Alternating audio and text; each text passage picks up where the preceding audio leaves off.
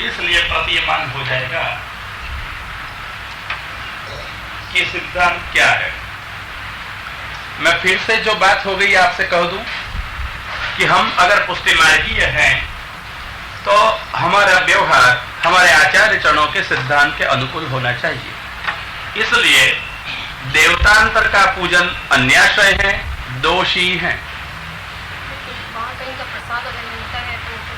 इसलिए हमको अगर नित्य नैमित्तिक कर्म के रूप में अन्य देवता के पूजन शास्त्र में विहित हो तो करने में दोष नहीं लगेगा, क्योंकि ये देवी देवता कर्म के अंगभूत पूजे जाते हैं, कर्म ब्रह्मरूप हैं, इसलिए वहां दोष नहीं। परंतु ये देवता हमको फल प्रदान करें अथवा हमको देवता दंड न दें, ये प्रलोभन अथवा भय से देवतांतर की पूजा करना अन्याश्रय नाम का दोष ही है। और हमारे कृष्ण की सेवा भी हम ये दोष निवारण के लिए या भय निवारण के लिए, फल प्राप्ति के लिए नहीं, प्रेम से स्वामी है ये भाव से ही करें। इसलिए महाप्रभु ने अपने ससुराल से प्राप्त सब देवताओं को गंगा में पधराते वक्त जो देवताओं ने कहा हमको पधराओगे तो आप आचार्य हो, फिर कौन पूजेगा? महाप्रभु ने कहा शास्त्रीय प्रसंग हमारे घर में आएंगे तब कर्मांगभूत आपकी पूजा होगी, नित्य में आपकी पूजा नहीं। ये महाप्रभु ने अपने आचार से सिखाया। और जगन्नाथपुरी में महाप्रभु ने एकादशी व्रत था, प्रसाद मिला, जगन्नाथपुरी पुरुषोत्तमपुरी, वहां कोई भी प्रसाद दे सके और एकादशी करने का विधान नहीं है शास्त्रों में, वहां अपवाद है। फिर भी सारी रात हाथ में प्रसाद लेकर प्रसाद का महिमा गाया और दूसरे दिन प्रसाद लिया, सूचित किया एकादशी व्रत वैष्णवों के लिए करना समुचित ही है।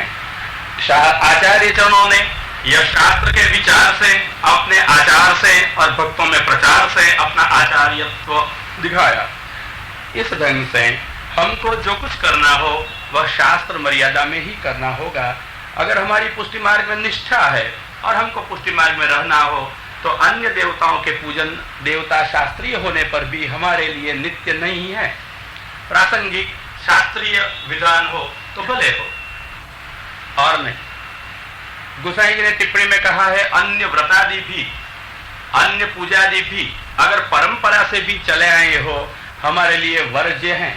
अगर हमको पुष्टि मार्गीय रहना हो, अगर हमारी निष्ठा पुष्टि मार्ग में हो तो मर्यादा मार्गियों के लिए उचित ही है कि अपने अपने अभिलषित देवताओं का पूजन देवताओं के शास्त्रों के अनुसार ये लोग करें। अब हमारे लिए ये मार्ग जब तय हुआ तो मार्ग पर चलना ही हमारे लिए श्रेयस्कर है। और हमारे लिए हमारा अंगीकार मर्यादा पुष्टि में होने से, अंगीकृतौ समर्यादा महाप्रभु जी होने से कुछ कर्तव्य कर रहा है पुष्टि भक्ति मार्ग पर चलने या दृढ़ रहने के लिए। इस मार्ग मर्यादा में ही हमको चलना होगा। हाँ, भगवान को प्राप्त होना अपनी कृपा से है, वो जरूर आएंगे, मार्ग में रहे हुए के ऊपर कृपा जरूर होगी, प्राप्त होंगे। तो रहना चलना हमारा कर्तव्य है। सही रास्ते पे चलते के नहीं ये हमको देखना चाहिए। इसलिए रुचि से आरंभ कर फल तक जो हमारी मार्ग की उत्तरोत्तर सही दिशा में प्रस्थान महाप्रभु ने दिखाई है, तद अनुसार हमारे में भक्ति बढ़ती चलती है या स्थगित हो गई है या क्रम हो गई है या क्या विपरीत रास्ते पे हम चल रहे हैं, अवश्य सोचना चाहिए। और यह सोचने में हम जो रास्ते से चलते हैं वो रास्ता पुष्टि भक्ति मार्ग, कई लोग मानते हैं तलवार की धार जैसा है। वास्तव में मैंने कल कहा था ये कैसा मार्ग है? फूलों का मार्ग है। परंतु शंका हो गई है, इसलिए लक्ष्मी बहन को कल पूछना था। क्या पूछना था आपको?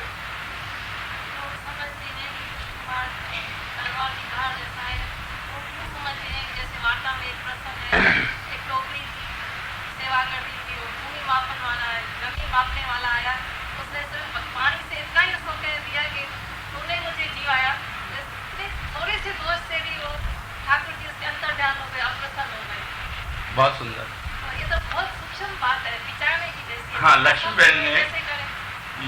बहन ने बहुत सुंदर प्रश्न पूछा जो मैंने कहा कि उसकी शंका है। कल ही मेरे को पूछी, मैंने कहा कथा में समाधान हो जाएगा, क्योंकि जो मैंने कहा था प्रभु ने कहलवाया था वो सही है। फिर ये प्रश्न के संदर्भ में अपन सोचेंगे। हमने कहा कि वार्ताओं से हमको सिद्धांत समझने चाहिए, तो उन्होंने तुरंत वार्ता का उदाहरण दे दिया कि कोई डोकरी जिनके साथ ठाकुर जी मिलजुल गए थे, सानुभव जताते थे, इसने भी अगर कोई जमीन मापने वाला आ गया और जमीन उसके पक्ष में बढ़े ऐसा कुछ माप लिया, तो बोल उठी, बोला ही गया अपने कोई स्वाभाविकता के उद्गार के रूप में, तूने मुझे जीवाई। ठाकुर जी, ये अन्याय दोष हुआ, अन्य के पर आधार मन से रखने से। बोलते बंद, घर में से भी गायब, नाराज हो गए अन्याय से। तो सानुभव वालों को भी इतने दोष लग जाए तो ये क्या तलवार की धार नहीं है? सानुभव के बाद भी धन्यवाद है, बहुत सुंदर विचार किया आपने। इसलिए आप तलवार की धार प्रतिपादन करने मांगती हो, कहीं लिखा भी हो और कहीं से सुन के सीखा भी हो, तो मैं फिर से कहता हूं, पुष्टि मार्ग ये फूलों की सहज का मार्ग है। परंतु मैंने कौन से फूल वो कल जरूर कहा था। हाँ, गुलाब के फूल। बहुत धन्यवाद। देखो, मैंने कल ऐसा नहीं कहा था कि गुलाब के फूल की पाखड़ियों का मार्ग है, दल का मार्ग है। कैसा कहा था? गुलाब के फूलों का मार्ग है। अब जब गुलाब के फूल मार्ग में बिछाए गए हो तो गुलाब के फूल में क्या आएगा? अगर आप सहमत नहीं रहे तो मेरी बात अयोग्य तो नहीं है, सोचना। मैंने जरूर फूल का मार्ग कहा। तो कैसे फूल है? गुलाब के फूल हैं। और गुलाब के फूल के साथ आप इच्छो न इच्छो कंटक रहते ही हैं। इसलिए जो ये कंटक शापादी के रूप में दिखाई दिए गए, कई ऐसे ठाकुर जी की नाराजी के रूप में दिखाई दे गए, ये सब कंटक हैं सावधानता के लिए। नहीं तो जीव अनवधान वाला हो जाता है, कैसे भी व्यवहार करता, भगवान की भक्तवत्सलता इसका दुरुपयोग करता है। इसलिए 4 प्रकार के कंटक हमारे ये पुष्टि भक्ति मार्ग के गुलाब को लगे हुए हैं और ये बिछाए गए हैं, सावधान प्रतिपद आते हैं। इसलिए मैंने गुलाब के फूलों का मार्ग कहा था, गुलाब की पखड़ियों का कहा था। और कल मैंने कहा था बैठ ही रहो, परंतु आपने सबने चाहा था उठ ही जाओ तो क्या करे, 7:45 हो गए थे, इसलिए गुलाब की पाखड़ियां बाकी रही थी। मैंने गुलाब का मार्ग करके छोड़ दिया था। लक्ष्मी बहन ने रास्ते में पूछ लिया तो मैंने कहा कि ये मार्ग मैंने गुलाब की पकड़ियों का कहा था, गुलाब के फूलों का कहा है।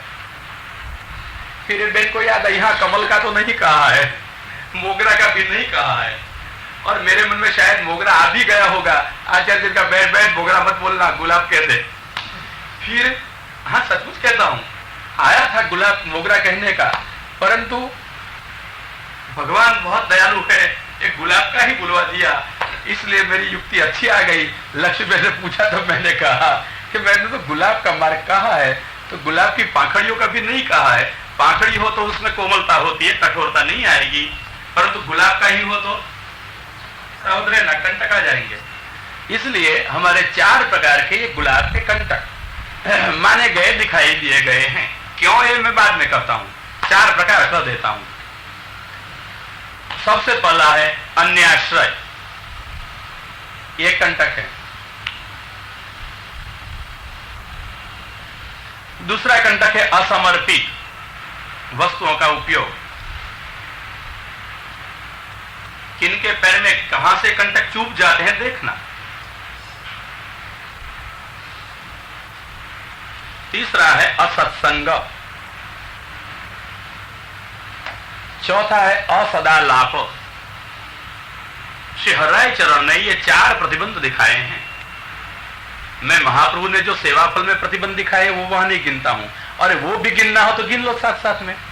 4 जो श्री हरिराय जी ने दिखाए वो, और सेवा फल में प्रतिबंध के रूप में महाप्रभु जी ने जो दिखाए वो है, सबसे पहला उद्वेग।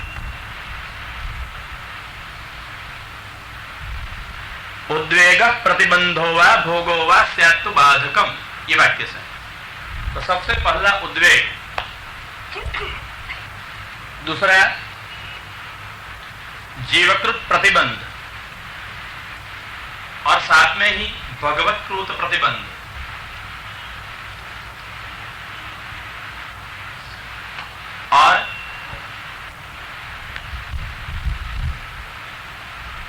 चौथा लौकिक भोग,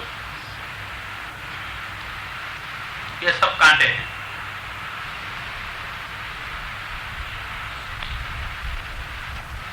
अब पहली स्पष्टता ये करूं कि ऐसी क्यों सावधानी बरतनी चाहिए। ये तो कृपा का मार्ग है, हम सावधान न रहें तो भी स्वयं कृपा से ही हमको अनुग्रहित करने वाले भगवान क्यों हमारे पास नहीं आ जाएंगे, क्योंकि ये तो गुलाब का मार्ग है। संभालना भगवान के श्री कोमल चरण कमल में भी कष्ट कराएगा, जैसे डोकरी ने कराया तो भगवान अंतर्हित हो गए। ये फूलों का मार्ग है, सावधता नहीं बरती। अन्याशय इसका, और ठाकुर जी के नारायण चूक गए, ठाकुर जी को अन्याशय पधार गए, बोलना बंद कर दिया। बोलना तो ठीक है, कहां नहीं मिले, घर में भी नहीं रहे, स्वरूप से ही अंतर ध्यान, तिरोहित हो गए। और ऐसे तो कई प्रसंग हैं। तो अब आओ सारी प्रसंगावली को हम पहले सोचे एक सिद्धांत की स्तर के ऊपर कि आखिर में ये नाराज होना भगवान का अथवा भक्तों को शाप भी प्राप्त होना, ये है क्या सब। तो महाप्रभु ने पुष्टि प्रवाह मर्यादा ग्रंथ में स्पष्ट दर्शन कराया है कि अनुग्रहाय भगवान, जब भगवान को कृपा करनी होती है तब एक नहीं अनेक रीत से कृपा करते हैं। जब कभी भक्त को अभिमान हो जाता है, बड़ाई आ जाती है, तब भगवान पतन कराता है कृपा करने के लिए। महाप्रभु ने सारा विश्लेषण किया है। अपन को जब उत्तम मानने को लग जाए, मन में सूक्ष्म अभिमान आ जाए, तो अभिमान पूर्वक की, अपने उत्तमता का भान पूर्वक की हुई सेवा भी लौकिक है, और इससे भगवान प्रसन्न नहीं होते हैं, नाराज होते हैं, और ये अभिमान ही अपना अवरोधक बाधक हो जाता है। और यही अभिमान होने के कारण अन्यथा प्रवृत्ति विकृति भी ये खड़ी कर देता है। इसलिए महाप्रभु जी कहते अभिमानस्य संत्याज्य स्वस्वाम्यधीनत्व भावनात्, हम हमारी स्वामी के वश में हैं, इस भावना से मन में से अभिमान छोड़ देना चाहिए कि हमको शास्त्र आता है, हमको सेवा आती है, हमको कथा आती है, हमको ये प्रक्रिया की समझ है, ये सारा अभिमान छोड़ देना चाहिए। तब दीनता पनपेगी और दीनता से ही दीन बंधु भगवान प्रसन्न होंगे। इसलिए कभी अभिमान निवृत्ति के लिए भगवान अनुग्रह करते हैं, तब शापाधि दिलवाते हैं। एक प्रकार है क्या रूप गर्विताओं को अभिमान हुआ था, संगीत वाली को अभिमान हुआ था। आप भक्तों की वार्ता 84-252 की देखो, लीला में अभिमान के कारण शाप हुए हैं ना, नहीं ऐसे प्रसंग याद है आपको? पढ़ती हो वार्ता, देखा है कि अपने कोई को गाने का अभिमान, कोई को रूप का अभिमान, तो इनके कारण भी शाप हुए या नहीं हुए? प्रसंग है ना वार्ता में ऐसे। तो ये अभिमान के कारण अनुग्रह के लिए भगवान शाप दिलवाते हैं। शापम दापयति, भक्तों को भगवान शाप देते नहीं है, दिलवाते हैं, क्योंकि आखिर में तो भक्ति मार्ग है। भगवान भक्त का कुछ नहीं बिगाड़ेगा, पर तो दंड जरूर दिलवाएगा मार्ग पे सीधा लाने के लिए। इसलिए अभिमान में भी क्वचित शाप दिलवाते हैं। अन्यासक्ति हो तब भी भगवान शाप दिलवाते हैं अथवा पतन कराते हैं। अन्यासक्त अथवा तन्मार्ग स्थापना, यही अपने भगवान मार्ग की स्थापना करने के लिए भी शाप दिलवाते हैं।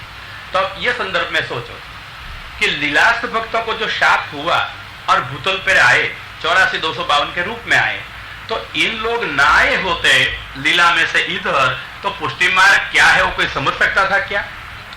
तो महाप्रभु ने भूतल ऊपर पुष्टि मार्ग के संस्थापन के लिए ये अपने आए हुए शापित जीवों का पुनः स्वीकार करके इनकी प्रसंगावलियां प्रकट कराते हुए ये एक भक्ति मार्ग की सीमा एवं मर्यादा स्पष्ट रूप से दिखा दी है।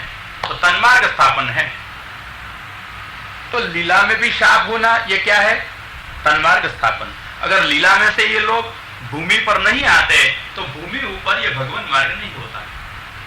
क्यों आता? वो तो नित्य लीला में है और नित्य लीला में से ही आए। नहीं तो मैं आपसे पूछता हूं, संभव है कहीं के नित्य लीला वालों को शाप हो, नित्य लीला वाला भूल करे? संभव है? जिसको नित्य लीला में स्थान मिल गया उसका संभव है कोई दोष होना? शक्य ही नहीं है। परंतु भगवान ने ही उद्देश्य पूर्वक ये गलतियां कराई है नित्य लीला में, क्योंकि तन्मार्ग स्थापनाय, मार्ग स्थापन करना है। और मार्ग स्थापन करना है तो जैसे हम घर बांधने को चाहते हैं तो सबसे पहले क्या करोगे? नींव करोगे। तो नींव में तो किसी न किसी को भर दिए जाते हैं, ईंट के ही टुकड़े आते हैं, ठीक है ना? ईंट बोलते हो ना आप लोग। और ईंट के टुकड़े भर दिए जाते हैं रोड़ा के रूप में, कचड़ कुचड़ कुचड़ के। ऐसी तरह से पुष्टि मार्ग का महाप्रासाद भगवान खड़ा करना चाहे तब किसी को नींव में भी रोड़ा की तरह डाल देते हैं। तो वहां उनके लिए तो सेवा ही हो जाती है कि ये तो आखिर में मकान के अंग ही है ना। ऐसी तरह से जिन भक्तों को लीला में से शाप देकर वहां लाए, ये नींव के और ईंट के टुकड़े की तरफ दबा दिए गए और इनके ऊपर पुष्टि मार्ग का प्रसाद खड़ा किया गया, दिखाने के लिए कि देखो ये लीला वाले भी शापित होते हैं, अपराध करते हैं, भूल करते हैं। ये समझ के हम लोग इस लोग में जब हमारे भगवान की सेवा करें तब लीला वालों ने जो भूल की वो हम नहीं करें। तन्मार्ग स्थापन ये है। इन लोगों ने जो अभिमान आदि किए वो हम यहां नहीं करें। इन लोगों ने जो अन्यासक्ति परस्परासक्ति आदि की वो हम नहीं करें। ये मार्ग स्थापन है, वह सिखाने दिखाने के लिए यहां इन लोग को लाए गए। तो यहां लीला में नहीं तो संभव नहीं है दोष होना, क्योंकि लीला के जो कोई है ना वो तो भगवत रूप है, आनंदमय है। ब्रह्मसूत्र में 4थे अध्याय में लिखा है कि ये जितने भी भगवत भक्त लीला में होते हैं ये सब आनंदमय शरीर वाले ही होते हैं, भगवत रूप ही होते हैं। इनमें आनंदादय प्रधानस्य, तो भगवान में आनंदादि धर्म प्रकट होते हैं, बाकी नए में प्रकट नहीं होता है, परंतु होते तो सब हैं। मतलब कि ये सारा भगवत परिकर भगवत रूप ही है। तो ये भगवत रूप परिकर अपराध करे ये संभव है? तो नित्य लीला का भगवत रूप परिकर अपराध नहीं करता, परंतु भगवान चाहते हैं भूतल ऊपर अपनी भक्ति मार्गीयता प्रकट करने के लिए, इसलिए शापादि प्रसंग करते हैं, भूल कराते हैं और शापादि से प्रस्थापन मार्ग का करते हैं, हम लोगों की जीवन में सावधता हो इसलिए। मैं आपको रास का प्रसंग कहूं।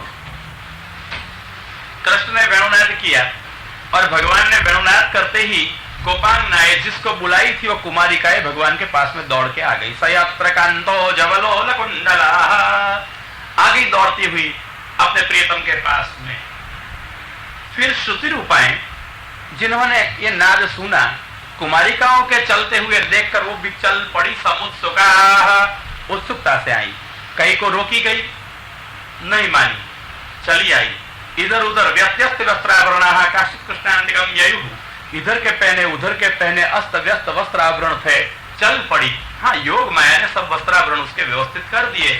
षोडश श्रृंगार सुपूर्ण गोपांगनाएं कृष्ण के पास में आई, परंतु अंतर्गृहगता काश्चित गोप्यो लब्ध निर्गमा, कई गोपियां अंतर्गृहगता थी, कृष्ण के पास में पहुंचना था, पहुंच नहीं सकी। घर वालों ने प्रतिबंध कर दिया, रोक दिए और मुग्ध अवस्था थी, रास्ता नहीं पा सकी। क्या करे अब? अपने प्रियतम भगवान कृष्ण का अनुसंधान हो गया। प्रेष्ठ विरह, विरह का अग्नि इतना जल गया कि शरीर छूट गया। सामान्य नहीं होते हैं विरह का अग्नि। और जितने इनके पाप थे वो सब विरहाग्नि में भस्मसात हो गए। परिणाम में भगवान आश्लेष में आए। उसी ही क्षण करोड़ों जन्म के पुण्य भी भोग चुकी, एक ही क्षण में पाप और पुण्य करोड़ों जन्म के नष्ट हो चुके और शरीर में से प्राण निकल गया, भगवान के पास में पहुंच गई। परंतु ये सावधानी रखना, इन लोगों को लीला की प्राप्ति नहीं हुई, भले चली गई, लीला की प्राप्ति नहीं हुई। कहां पहुंच गई? भगवान में सायुज्य मिला, लीला नहीं नहीं नहीं। इतनी लीला आसान नहीं है, लीला में प्रवेश इतना आसान नहीं है। लीला में जाना वो जब भगवान चाहते हैं अंतिम जिसका जन्म हो उसको लीला में पहुंचा देते हैं। नहीं तो हम सुनते हैं 84,252 में भी कई जन्म हो चुके थे, घूमते ही रहते थे। और इनमें भी लीला में जाना, चाहे आप यमुना जी में कूद पड़ो या गंगा जी में, महाप्रभु ने स्पष्ट कहा कि ये आपघात की मनोवृत्ति है और जो अपना शरीर समय के बिना छोड़ने की चेष्टा करते हैं, इसको गंगा में डूब मरे या यमुना जी में आपघात का ही फल मिलता है, लीला प्रवेश नहीं। आपघात से क्या फल होता है? असुरिया नाम ते लोका अंधेन तमसावृता ते के प्रत्याभिगच्छन्ते ये के चात्महनो जनाः। ईशावास्य उपनिषद कहती है कि जो लोग आत्महत्या कर लेते हैं, अपना प्राण छोड़ देते हैं, ये लोग को पराणे प्राण छोड़ने पर, बल जबरन शरीर छोड़ने पर क्या होगा? अंधकार रूप प्राप्ति लोग की होगी, 7 जन्म व्यर्थ जाएंगे। बुला मिश्र को महाप्रभु ने सुना दिया था। बुला मिश्र आए थे आपघात करने को, गंगा में डूब मरना था। हाँ, राणा व्यास का भी प्रसंग ऐसा ही है। तो राणा व्यास भी डूबने को आए, पांडित्य में हार गए, अभिमान का कटका होकर फिरे थे कि मेरे को आता है, करो मेरे से शास्त्रार्थ। तो गांव में इससे कोई बोल नहीं सकता था। अभिमान में आए, काशी में जहां जहां गए वहां हार गए। लगा अब जीने जैसा जीवन में है ही नहीं, मरो। निराशा आवे तब मरने का सूझे। नहीं तो लीला में जो सुख नहीं है, घर की सेवा में है, कौन छोड़ के जाएगा? मैं पूछूं, लीला में जाना है आपको? जाना है लीला में? मैं ले जाऊं, जाना है? बोलो, जाऊ से लीला में? लीला में जाऊ से? अच्छा, आपको जाना है लीला में? नहीं जाना है? अच्छा, घर के बच्चे बच्चे कौन संभाले? लीला में पहुंच जाए। आना है फिर लीला में? नहीं आना है? जाने जैसा है लीला में, आना है? क्या क्या है? मैं ले जाऊं फिर? टिकट नहीं दिखाने की चिंता मत करना, वो प्रभुदास ने दे दी थी ग्वालिनी को, मुक्ति लिख दी। तो मैं आपको लीला की एक चिट्ठी लिख दूं, चले नहीं चलो भगवान जाने, आप जानो, लिख तो दूं। पहुंच जाओ फिर लीला में। नहीं पहुंचना है? हाँ, क्या क्या कहती थी आप?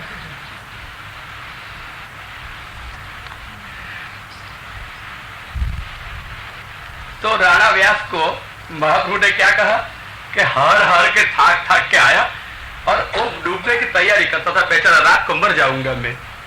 इस वक्त महाप्रभु जी के कोई सेवक ने पूछा, महाराज कोई बलजबरीन गंगा में कूदे और प्राण छोड़े? तो महाप्रभु ने कहा 7 जन्म ऐसे ही जाए। आत्महत्या का दोष लगे, असुरिया नाम ते लोका, असुर्य नामक लोक को प्राप्त हो, जिससे फिर कभी उजाला जीवन में नहीं मिले, सच्चा मार्ग नहीं मिले।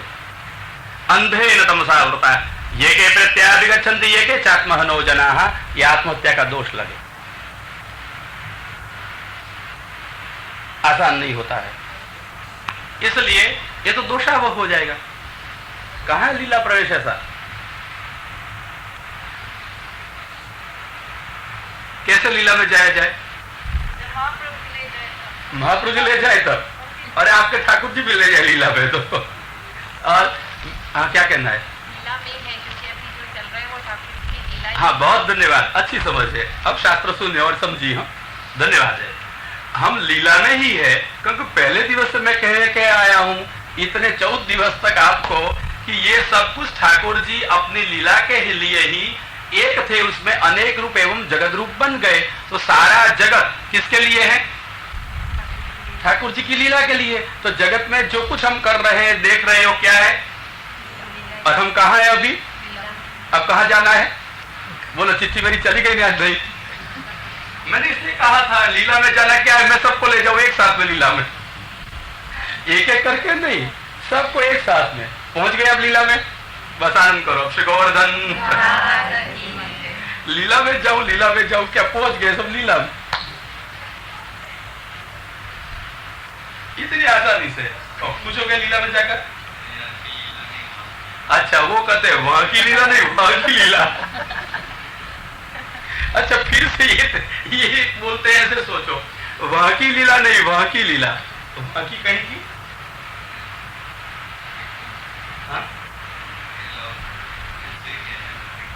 वो कहते हैं हमको पृथ्वी की लीला में नहीं रहना है, निकुंज की लीला में जाना है। अच्छा भी ये भी होशियार हो गया है अब तो सुन के, क्योंकि उन्होंने तो बहुत सतत कथा सुनी ना, अब तो गोकुल में सुनी, वो भी शास्त्रार्थ वाली सुनी, यहाँ भी शास्त्रार्थ वाली सुने, तो उसको अब भेद पता लगा। वो कहते हैं अच्छा हमको तो ये जगत वाली लीला नहीं, घर वाली लीला नहीं, कहाँ जा रहा है, निकुंज वाली लीला में। अच्छा भाई निकुंज वाली लीला में चलना है। मैं पूछता हूँ ये निकुंज वाली लीला कहाँ चलती है? अच्छा ठाकुर जी का निज धाम कहाँ है? कहाँ है? मैंने एक क्या क्या कहती है लक्ष्मी में? अच्छा शास्त्र जाने उसको मालूम, परंतु शास्त्र सुनने के बाद क्यों मालूम नहीं? अब तो मैंने सुना दिया है पूरा। हाँ बहुत सुंदर। देखो ये लड़की कहती है कि ठाकुर जी यहाँ नित्य विराजते हैं, हमारे घर में विराजते हैं, तो हमारे घर में निकुंज नहीं तो क्या है? हमने कहा था व्यापी वैकुंठ ठाकुर जी की लीला स्थली है, और व्यापी वैकुंठ ये है जो सर्वत्र व्यापक है। इसलिए यहाँ भी है, पाकिस्तान में, चीन में, मैंने दिखाया था एक दफा, जहां भी वो चाहे प्रकट करना तो वहां प्रकट कर दे सकते हैं। तो यहाँ भी निकुंज प्रकट हो जाए, यहाँ भी व्रज प्रकट हो जाए, और यहाँ ठाकुर जी भी प्रकट हो जाए। कौन रोक सकते हैं इनको? सर्वतंत्र स्वतंत्र है, रोक सकते हैं कोई उसको? हाँ उसको कोई नहीं रोक सके, परंतु बाकी सब सोच के मानना ये जरूर हो सके। ठाकुर जी के सामर्थ्य में कोई शंका नहीं। इसलिए व्यापी वैकुंठ तो व्यापक ही, जहां पर जो प्रकट करना चाहे वहां प्रकट हो जाए। मैं कहता हूं श्रीनाथ जी काबुल में नहीं दर्शन देते थे, वो कौन माधवदास या कौन थे वैष्णव, तो उनको तो दर्शन देते थे काबुल में। कहां श्रीनाथ जी और कहां काबुल, और श्रृंगार के साथ वर्णन करते थे, लिख लिया, और वहां जाके तलाश की, उसी दिन वही श्रृंगार के साथ विराजते थे। क्योंकि व्यापक ब्रह्म है ना, ये तो भक्तों के लिए ही एकत्र दर्शन दे देते हैं। तो जो रूप से वहां वो रूप से वहां। तो अब कुंज निकुंज कहाँ है?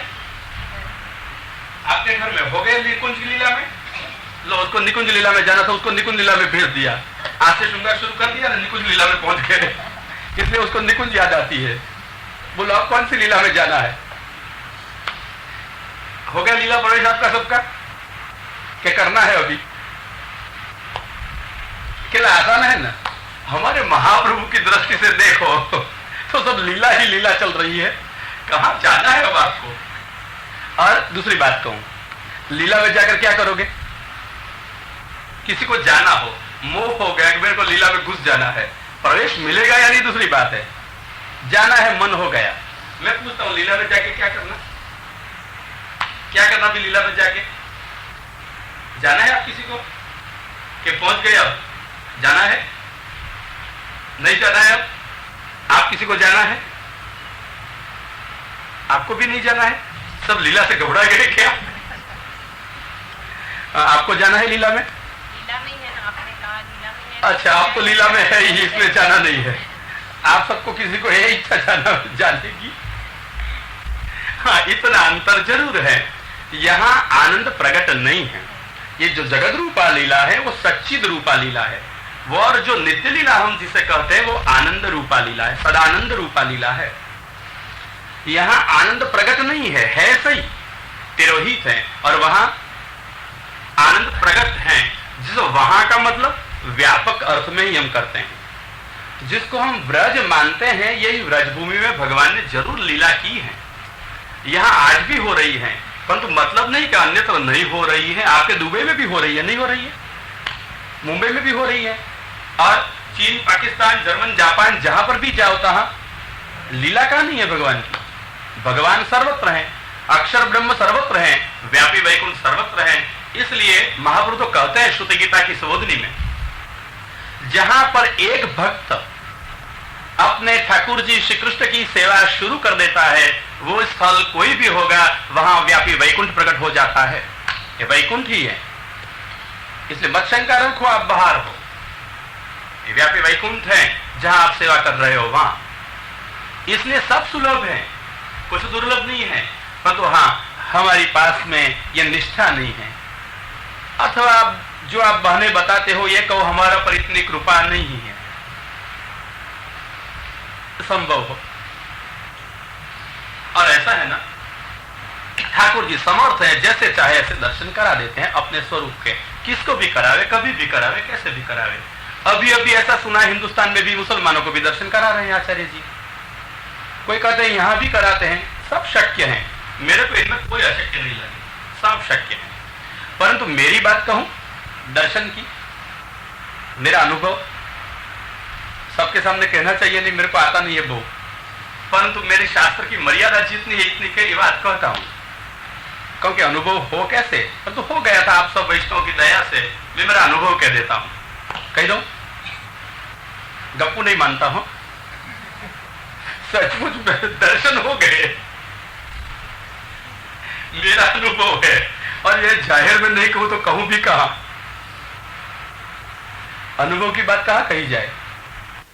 की कथा है, वो गिरिराज जी में नित्य निवास करते थे, विरक्त वैष्णव थे, सच्चे अर्थ में विरक्त थे। हम आकाश उड़ते करते थे, भगवान पर आधार जीवन का था। जिसका आधार भगवान ही रहता है जीवन में, वो विरक्त वैष्णव होता है और कोई नहीं हो सकता है। तो ऐसा विरक्त वैष्णव सेवा परायण, कीर्तन परायण, और गिरिराज जी में सब छोड़ के रहे। मेरे को लगा, और लोग भी कहते थे उसको सानुभव है, भाई हमको तो लालच लग गई, और मैं तो पीछे लग गया कि काका हमको दर्शन कराओ, हम आपका पीछा नहीं छोड़ेगा। उसने कहा भाई ठाकुर जी की इच्छा हो तो हो सकता है। मैंने कहा नहीं, भक्त की इच्छा है तो दर्शन हो सकता है, हमको कराओ। हम तो लग गए पीछे, फिर उनको छोड़े ही नहीं। हमको दर्शन करना ही है, ये सत्य घटना मैं कहता हूं, अनुभव की मेरे। मैंने उसको बराबर कह दिया कि कराना ही पड़ेगा। अब आप हाँ नहीं कहोगे तो मैं यहां से उठूंगा नहीं, और मैं अन्न जल कुछ लूंगा भी नहीं। त्रास शुरू कर दिया, भाई मुफ्त में भगवान मिल जाए तो पसंद क्यों ना। अगर मात्र अन्न जल ही छोड़ना हो तो हमारे परीक्षित ने भी अन्न जल तो छोड़ ही दिया था, हम भी अखतरा करके देखे। हमने कहा बस हमको लीला के दर्शन कराओ, भगवान के दर्शन कराओ।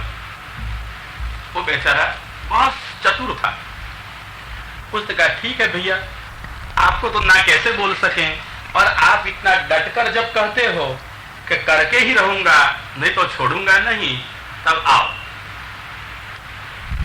दर्शन करा दूंगा आपको। मैंने कहा काका कब आऊं?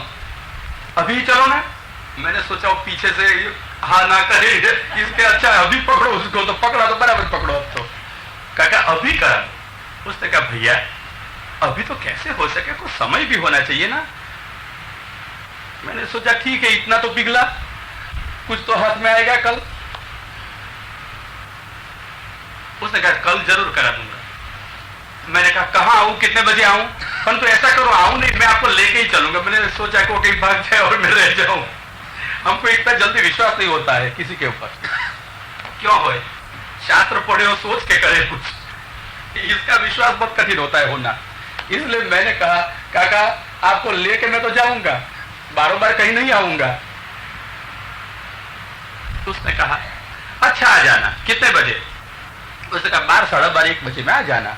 मैंने सोचा वो राजभोग पहुंच लिया होगा, बराबर है, घर की सेवा को पहुंच के हमको ठाकुर जी को दर्शन करा देंगे। और भाई आपको दूसरे ही दिन दर्शन होने वाला हो तो वो नींद आवे आपको, तो क्या करो? नहीं नींद आवे? अच्छा, मेरे को तो साक्षात्कार होने वाला था दूसरे दिन, बहुत खुशी खुशी था, नींद नहीं आई। सारी रात सोचता रहा भगवान कैसे होगा, कैसे मिलेगा, और डोकरा कहाँ ले जाएगा, और सचमुच दिखाएगा कि गड़बड़ करेगा। हाँ हमारे मन में तो सब बात आती है, सब और से सोचते हैं हम तो, परंतु लालच ऐसी बड़ी लग गई ना कि वो दर्शन जरूर कराएगा। काका पकड़ा है, अब छोड़ेंगे नहीं अपन। दूसरे दिन उसने कहा था 12, 12:30, परंतु इतनी तक धीरज मेरी तो नहीं रही। सोचा कि कहीं वो कोठरी को ताला मार के अवसर अपना भी करे ठाकुर जी के साथ, उसके पहला ही मैं मेरा अवसर कर लूँ वहां। इसलिए मैं तो भी 11, 10:30 में पहुंच गया, तो राजभोग में पहुंच चुका था। उसने कहा भैया इतने बजे जल्दी से आ गए? हाँ काका घर में बैठा था, इससे अच्छा है कि आपका सत्संग हो। ऐसे कैसे कहा जाए कि शंका है आप में?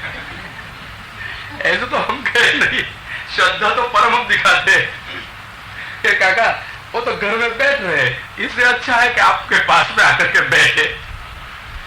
समाज की श्रद्धा इनमें स्थिरता कहां से होए? और हमारी श्रद्धा वो तो शास्त्र के पाया बिना काम खड़ी हुई नहीं, इसलिए क्या करे। जल्दी पहुंच गए थे। काका ने धीमे धीमे धीमे कार्य निपटा।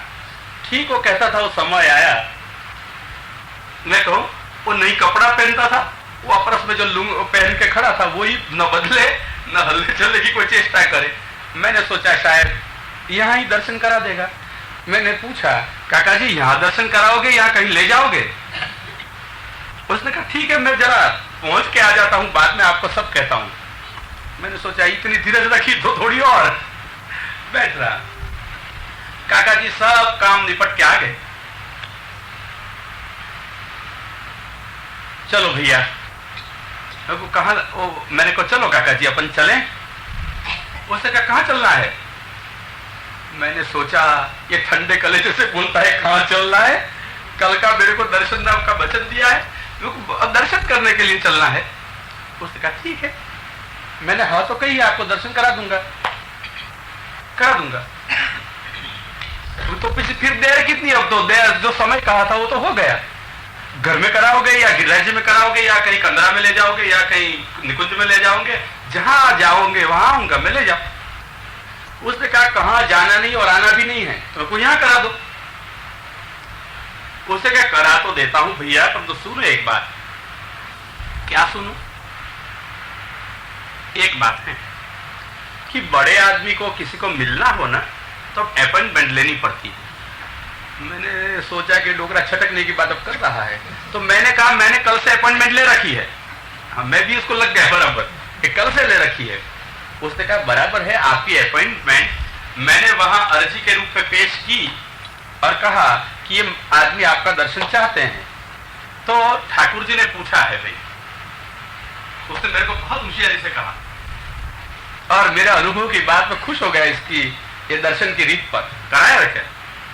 उसने कहा कि भाई बड़े आदमी उसको मिलने के लिए कोई छोटा आदमी जाए तो समय तो लेना पड़े, तो साथ साथ में क्या करना पड़े पता है?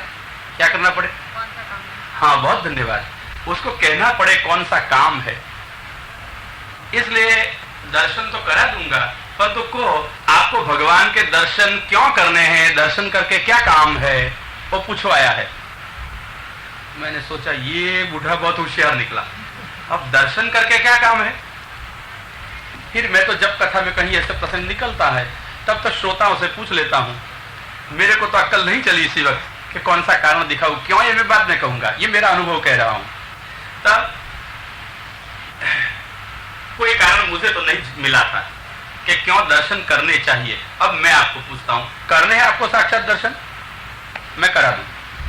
हाँ, उसे सीख के आया हूं, मैं भी अनुभव लेके आया हूं। तो इसलिए मैं कहता हूं मैं करा दूं, परंतु छोटी बात इतनी है कि भगवान को मेरे को भी कहना पड़ता है कि आपको दर्शन क्यों करना है। बोलो क्यों करना है दर्शन, क्यों करना है? और एक बात स्पष्ट कर दूं, छोटे काम के लिए बड़े को बुलाना अपराध है। और वसुदेव और देवकी उनके पूर्वावतार में कृष्णगर्भ और सुतपा थे, वो पूर्वावतार में सुतपा थे और यहां उन्होंने भगवान का बाल रूप में दर्शन किया तपस्या के अंत में प्रभु की प्रसन्नता से। तो उन्होंने भगवान की माया में मोहित होकर बालक रूप देखकर ऐसा ही लड़का चाहा, चाहिए था लड़का, और मांगे किसको? भगवान हमारा लड़का हो। तो काम छोटा था, लड़का चाहिए, और आगे कौन? भगवान। तो पृष्णी और सुतपा ये दोनों थे, और इन लोग को बड़े भगवान को छोटे काम के लिए बुलाना अपराध लगा। भगवान तो आए वहां पृष्णगर्भ नाम से, परंतु अपराध इतना लगा कि भगवान तो मिले इनको वसुदेव देव की होकर के आए, और पूर्व में कश्यप अदिति हुए भगवान वामन होकर के आए, फिर यही वसुदेव देव की हुए कृष्ण होकर के आए, परंतु इन लोगों ने बड़े काम के लिए नहीं छोटे काम के लिए बड़े भगवान को बुलाए। अपराध ये लगा, और इसलिए 6 गर्भ और 6 बच्चे अपने सामने मरते हुए देखने पड़े। 7वां गलित होकर के चला गया, संकर्षण हो गया, और 8वां अद्भुत चतुर्भुज कृष्ण प्रकट हुए, परंतु कोई न जाने ऐसी चुपकी से कहीं नंदालय में रख आना पड़ा, जिन माँ बाप के 8-8 बच्चे ऐसी तरह से चले गए हो और 8वां अद्भुत होने पर भी न किसी से कह सके, न पूछ सके, न सोच सके, न तलाश करा सके, कौन सी दशा ये माँ बाप के हृदयों की होगी। ये सारी वेदना सहन करनी पड़ी। क्यों? भगवान ने दंड दिया। सामान्य काम के लिए मुझे बुलाया ना, तो भगवान तो शास्त्रानुसार चलते हैं। इसलिए आपको अगर दर्शन करना हो तो कहिए कौन सा कारण कहूं, नहीं तो ख्याल रखना वसुदेव देवकी जी को भी नहीं छोड़े, इनको भी शास्त्रीय दंड भुगवाया क्योंकि वो मर्यादा शास्त्रानुकूल थे और भगवान अपने रचे हुए शास्त्र की अवश्य रक्षा करते हैं। इसलिए मैं आपको दर्शन करा दूं। बोलो करने हैं? क्यों करने हैं? बताओ कोई बड़ा कारण। बोलो। नहीं करना है ना अब तो सब करने हैं। क्यों? क्या? अच्छा वो कारण ढूंढ रहे हैं, ढूंढो। बोलो भाई आपको करना है। छोटे कारण से बोला हो तो अपराध बड़ा लगेगा। बोलो क्या कारण है दर्शन करने का?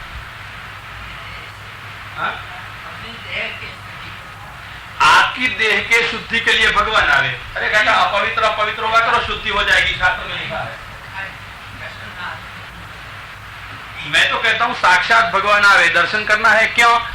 अगर ये शुद्धि करना है देह की तो बहुत छोटा काम है। शास्त्र कहते हैं अपवित्र पवित्रो वा सर्वावस्थांगतो विवा यस्मरेत् पुनरेकाक्षम सभा या अभ्यंतर शुचि। लो स्मरण मात्र करो, शुद्धि होगी, उसकी क्यों बुला रहे हो? अही तो स्पष्ट बड़ा कारण दिखाओ तो वह आवे। आपके भाव के लिए वो आवे, आपके भाव के लिए वो आवे। ऐसा कैसा भाव है वो आवे? अगर भाव है भगवान के दर्शन करने का तो हम भगवान के लिए जी नहीं, भगवान के बिना जी ही नहीं सके। जी सकते हैं मतलब कि अभी दे रहे हैं, भगवान के लिए रह सकते हैं इसलिए दे रहे हैं। बड़ा कोई कारण नहीं है कि प्राण निकल जाता है और भगवान को आना पड़े।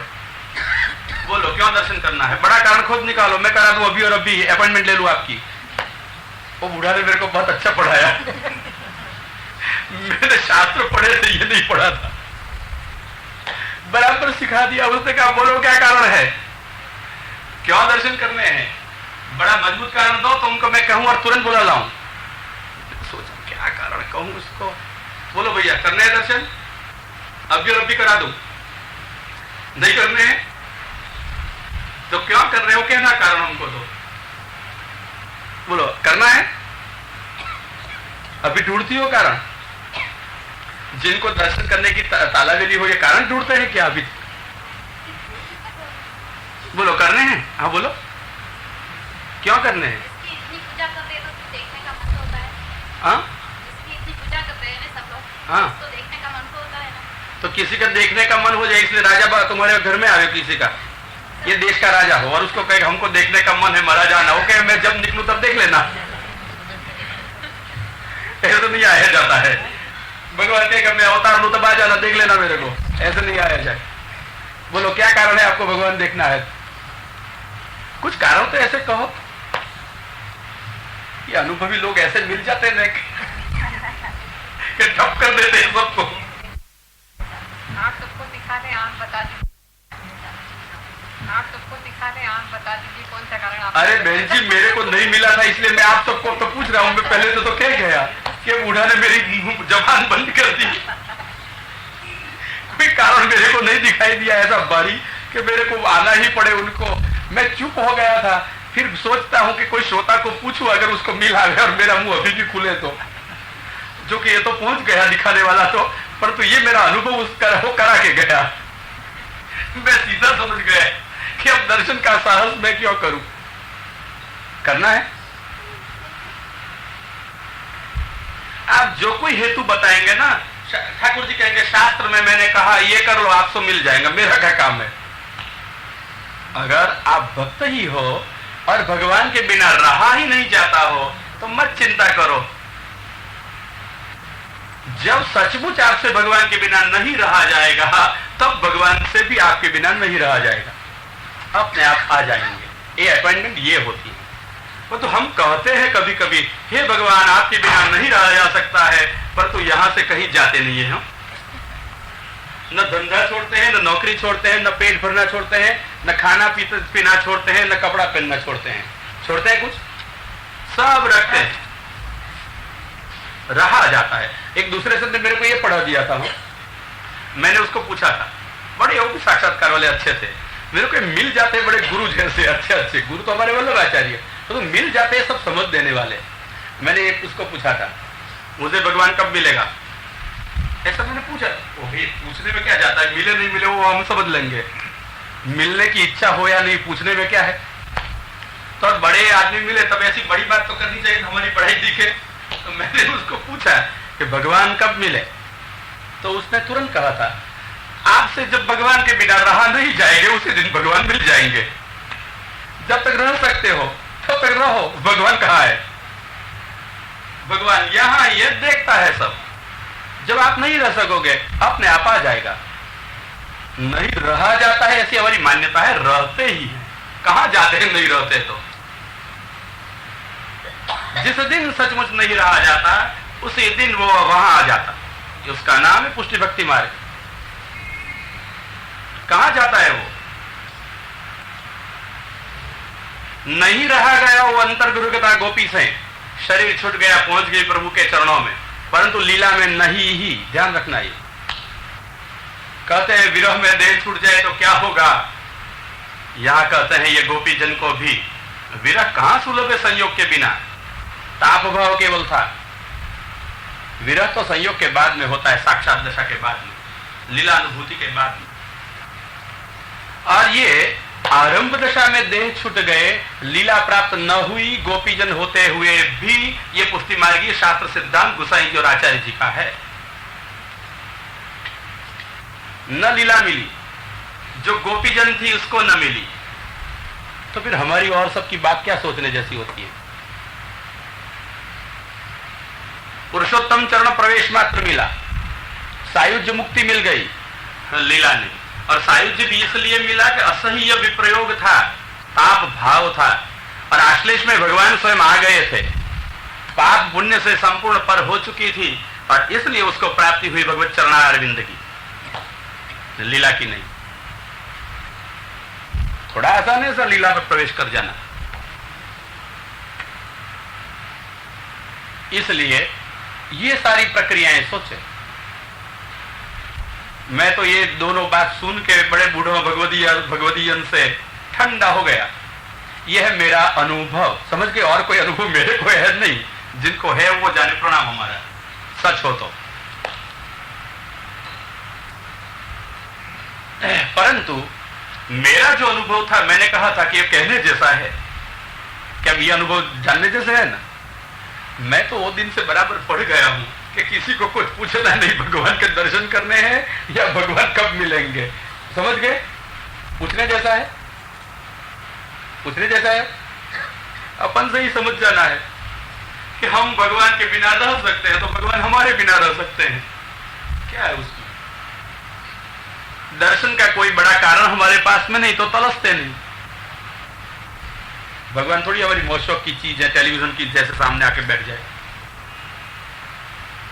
हाँ, एक बात मैं बार बार कहता हूं, अगर वो आ जाए अपनी इच्छा से तो उसे कोई रोक सकते नहीं। फिर क्यों दर्शन दिए वो मत पूछना, वो कहेंगे हमारी मर्जी। हमारी मर्जी से दर्शन नहीं होती, उसके मर्जी से दर्शन हो सकते हैं, कहां पर भी हो सके, किसी को भी हो सके, कोई शंका नहीं है, स्वेच्छा है। परंतु जीव के लिए तो सोचना। यहां जो अंतर्गुरुगता गोपी मैंने आपको दिखाई, सुबोधिनी की टीका टिप्पणी से गोसाई जी ने लिखी, वहां कहते हैं कि ये गोपांगनाओं में भगवान ने काम भाव जानबूझ के रखा था, सूचित करने के लिए कि जो गोपांगनाएं रास में प्राप्त हो गई वो निर्दोष थी, सर्वात्म भाव वाली थी। जो निर्दोष सर्वात्म भाव वाले हैं इनको लीला प्रवेश मिलते हैं अथवा फल दशा की प्राप्ति होती है, सबको नहीं। ये सूचित करने के लिए, जगत को दिखाने के लिए यह अंतर्गुरुता गोपी भगवान ने रखी ऐसी। समझ गए बराबर कि भगवान ने अंतर्गुरुता गोपी को क्यों ऐसी बनाई जानबूझ के, क्यों इतना दोष रखा उसमें?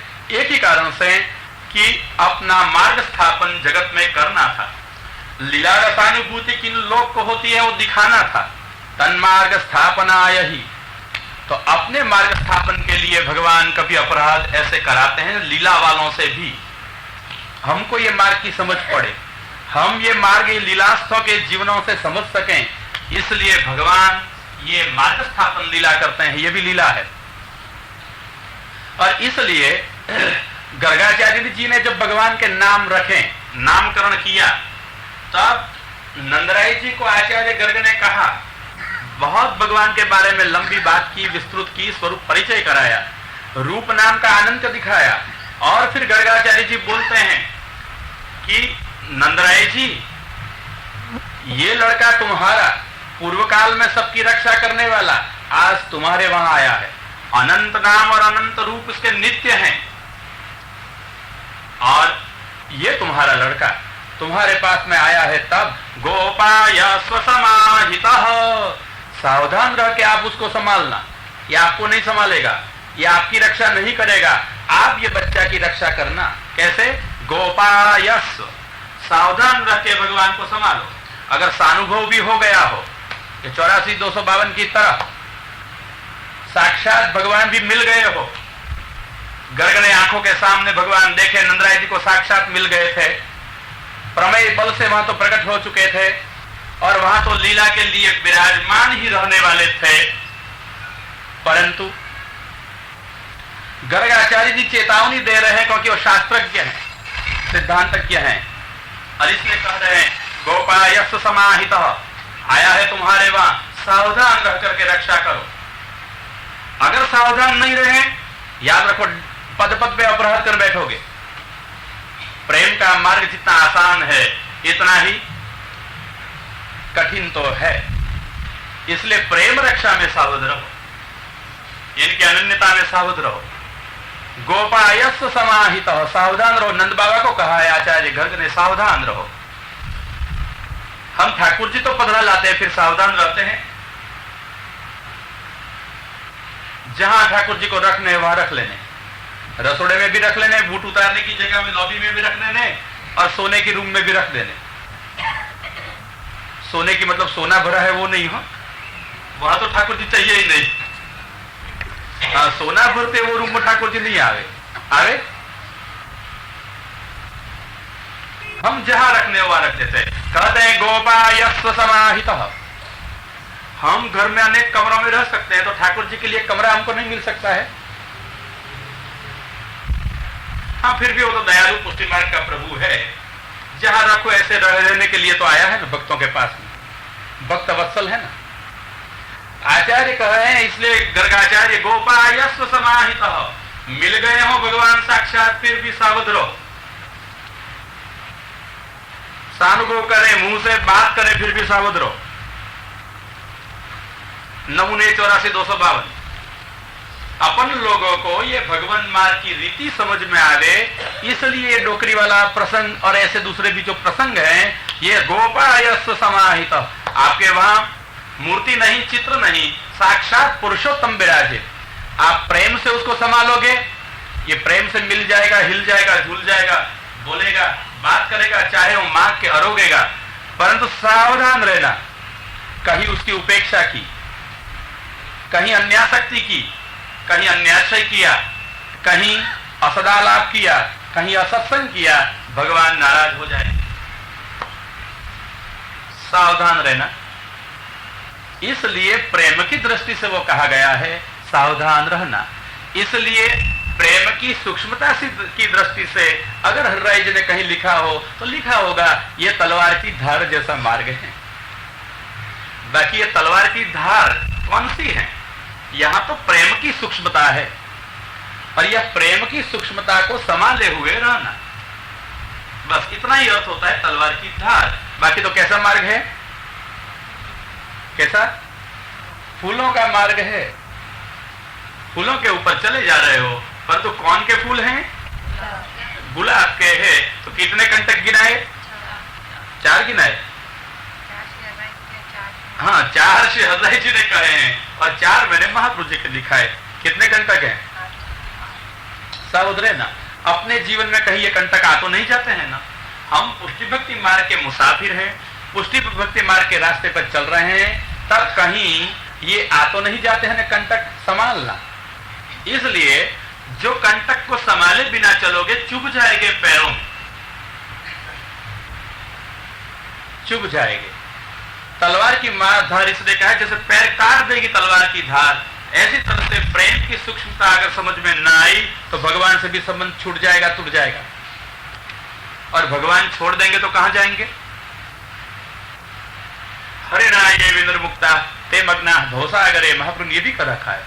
भगवान जिसको हाथ से छोड़ देते हैं वो भवसागर में मग्न हो जाते हैं। कब छोड़ना प्रसंग आता है? पहले तो पकड़ा तो होगा ना। तो भगवान ने किसी को पकड़ा भी और पकड़ने के बाद जो छोड़ दिया, जो असावध रहा, जो यथार्थ रूप से भगवान मार्ग मर्यादाओं में न रहा, तो छोड़ देते हैं भगवान। और क्या करेंगे? क्या करेंगे? ते मग्नाः भवसागरे, भवसागर में डूबना होगा।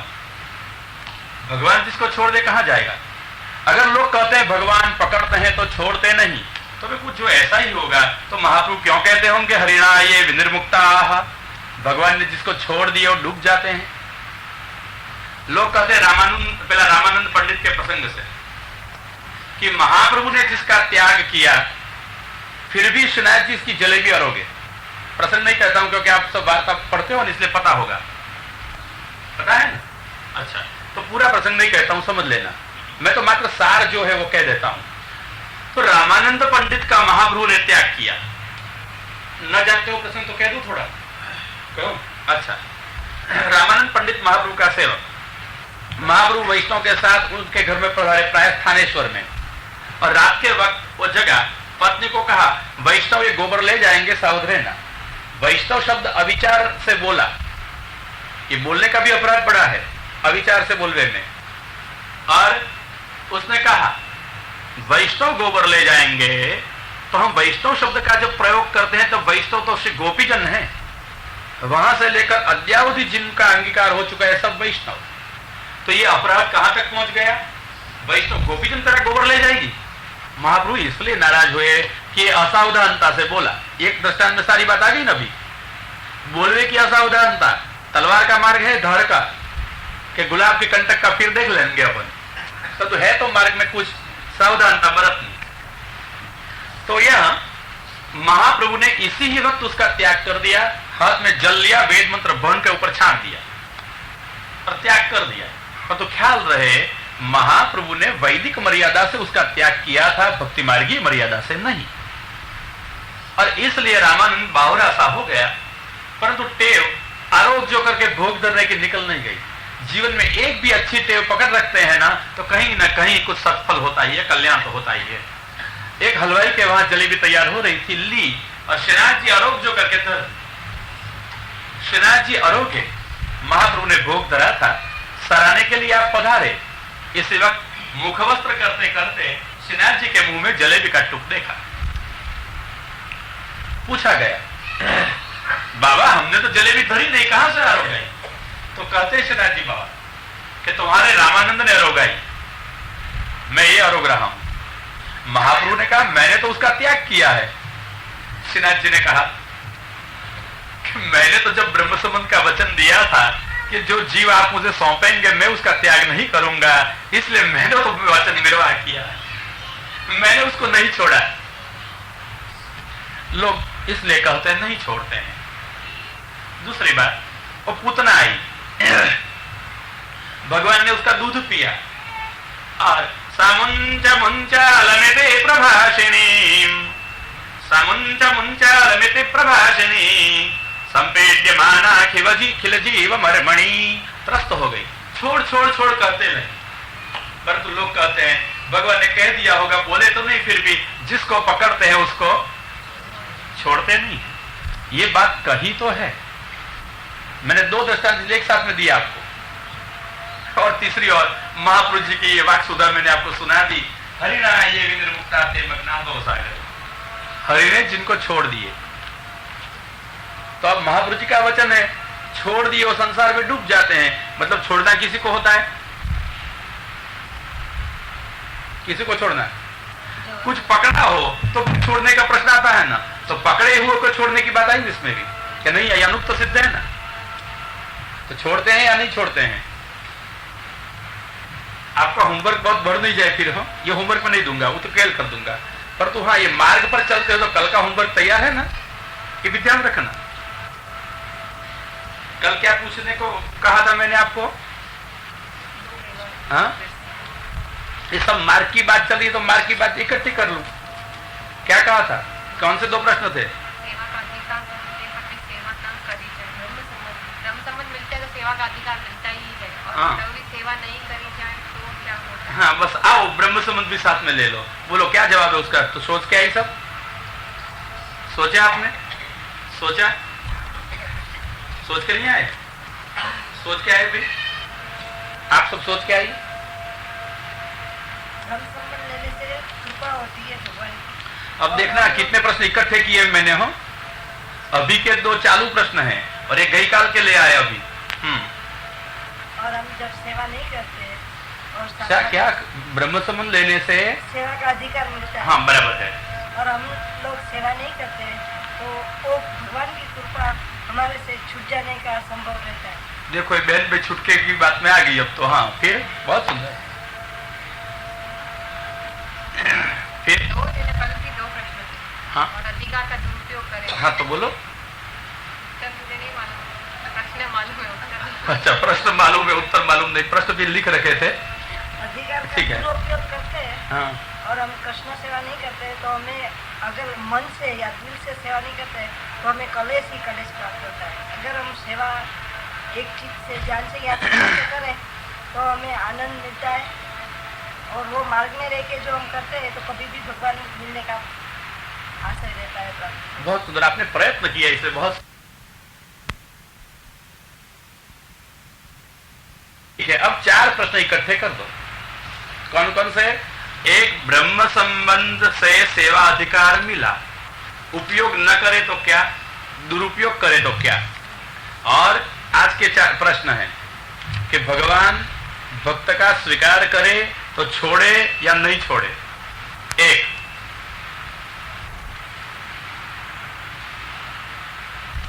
नहीं छोड़े ऐसे प्रमाण मैंने 2 दिखा दिए, और छोड़े ऐसा प्रमाण भी महाप्रभु के वाक्य से दिखा दिया। तो सचमुच क्या करते होंगे? एक वार्ता कहूं, सारी स्पष्टता हो जाएगी।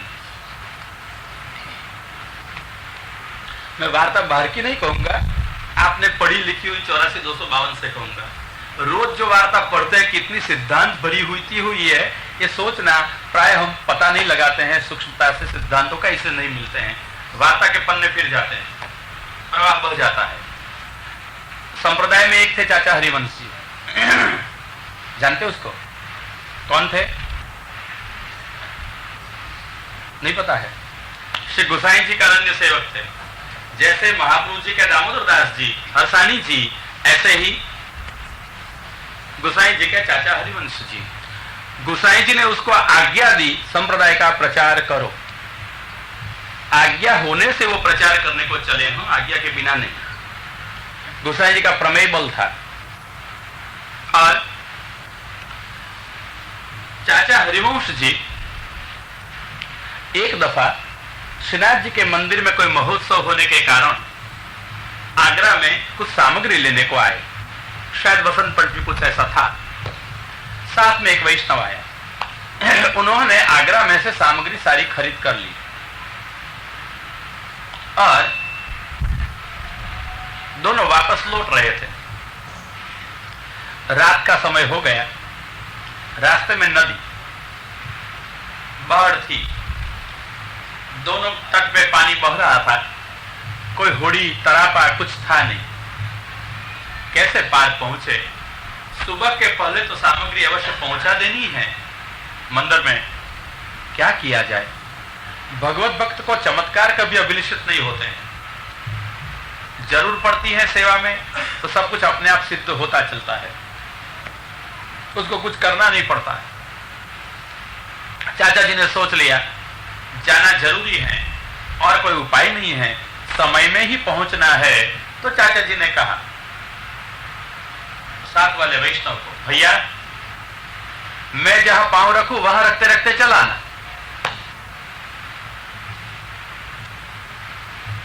वैष्णव ने कहा अच्छा। और चाचा जी ने चलना शुरू कर दिया। श्री कृष्ण शरणम मम, श्री कृष्ण शरणम मम, श्री कृष्ण शरणम मम, श्री कृष्ण शरणम मम, श्री कृष्ण शरणम मम, श्री कृष्ण शरणम मम। चाचा जी तो चलते थे और ये इनकी सेवा निष्ठा का प्रभाव था कि जहां जहां पैर रखते वहां जैसे बर्फ हो ऐसा पानी सख्त हो जाता था। आराम से चाचा जी चल रहे थे, पीछे पीछे वो वैष्णव भी चलता था और वो भी बड़ों के पीछे पीछे क्या करता था, श्री कृष्ण शरणम मम, श्री कृष्ण शरणम मम। परंतु बड़े आदमी जब श्री कृष्ण शरणम मम करे ना तो उसका मन कृष्ण में लगा हुआ रहे, और पीछे चलने वाले हम, हमारे जैसे सब, वो करे तो क्या करे, श्री कृष्ण शरणम मम, ये बोलता है वो मैं बोलता हूँ, श्री कृष्ण शरणम मम, वो चलता है वह मैं चलता हूँ, श्री कृष्ण शरणम मम। एक नदी है, श्री कृष्ण शरणम मम, वो जिसकी सेवा कर रहा है मैं कर रहा हूँ, श्री कृष्ण शरणम मम। वो जिसका सेवक है उसका ही मैं हूँ, श्री कृष्ण शरणम मम। उसको जो मंत्र है वो मेरे पास में, श्री कृष्ण शरणम मम। एक ही संयोग है, श्री कृष्ण शरणम मम। फिर इसके पैसे क्यों पीछे पीछे क्यों चला जाए, श्री कृष्ण शरणम मम। तो शरणम शरणम भी चले, ये तो हमारे सबका अनुभव है ना, रोज क्या चलता है, शरणम शरणम चले और जोड़े जोड़े स्मरणम स्मरणम भी और क्या चले, दोनों का मिश्रण चलता था। वैष्णव के मन में ये चलते चलते आ गई वो चलने वाले के उसके पैर में मैं पैर नहीं रखूं, मैं भी स्वतंत्र हूं। और जैसा उसने पैर रख दिया एक और इसी वक्त पानी में ही पैर आ गया, डूबा डूबा डूबा हो गया। चाचा जी ने लौट के देखा, भैया क्या है, महाराज डूब गया। क्यों डूब गया, आपने कहा था वैसे पैर नहीं रखा मैंने। तो कहाँ रखा, बाजू में रखा था, सब इकट्ठे महाराज समानता है मेरी और आपकी समझ के। चाचा जी ने बहुत सुंदर जवाब दिया। वैष्णव के शब्द कितने मर्म के हैं और कितनी कोमलता के हैं। उसने कुछ नाराज करने के लिए नहीं कहा, वो बोले कि भैया तेरी बात सच है, मेरी सुनी है, तेरी सुनेंगे। नहीं सुनी है नहीं बोले, नाराज नहीं किया, निराश नहीं किया, कटु वाक्य नहीं कहे। क्या करता था अभी तक, निष्ठा नहीं है, कुछ करता नहीं है, ये बड़बड़ाहट चाचा जी ने नहीं कहे, पक्व दशा में थे। इतना ही कहा, मेरी सुनी है, तेरी सुनेंगे। आशा दी हम सुनेंगे, वचन दिया सुनेंगे। परंतु समझ गए तफावत, जिसकी सुनी है उसको नहीं छोड़ते हैं, सुनेंगे उसके बारे में सोचते हैं। कोई संस्था में नौकरी करनी हो, एप्लीकेशन मांगी हो, अगर हमारी इतनी योग्यता है तो एप्लीकेशन की जाए या नहीं की जाए, कर सकते हो या नहीं, कर सकते हैं। तो जिसी दिन से एप्लीकेशन दो इसी दिन से नौकरी करना शुरू कर दो, हो या नहीं, एम हो सके। जिसी दिन से एप्लीकेशन दो इसी दिन से तुम्हारी आपको नौकरी मिल जाती है। हाँ, क्या करेंगे, हाँ अपॉइंटमेंट, इंटरव्यू वगैरह जो होना है वो। परंतु इंटरव्यू के बाद के पहले, कई को पहले भी मिल जाती है, इंटरव्यू कुछ नहीं होता है, जो कुछ हो हाँ मिल जाती है। तो गम कैसे भी अपॉइंटमेंट मिल गई तो आप काम कर सकते हो। अपॉइंटमेंट मिली है, चाचा जी ने वो कहा मेरी अपॉइंटमेंट हो गई और तेरी होने वाली है, चिंता मत कर। फिर सीधा चलने लग गया। ये कथा में से आप समझो ये क्या करना चाहते हैं। हाँ? अर्थ करो अब आप ही वार्ता का, आपको सोचने के लिए मैं छोड़ देता हूं। समझ जाओगी इसमें से सारे सिद्धांत को। क्या क्या सिद्धांत है, वार्ता तो आप सब जानते हो ना। तो क्या कहती है ये वार्ता, ये भक्तों की जीवनी हमको कुछ पढ़ा रही है। पहले भक्ति से हमें भगवान को प्रसन्न करना चाहिए। अच्छा, भक्ति से प्रसन्न करना चाहिए, फिर वो पकड़ेगा।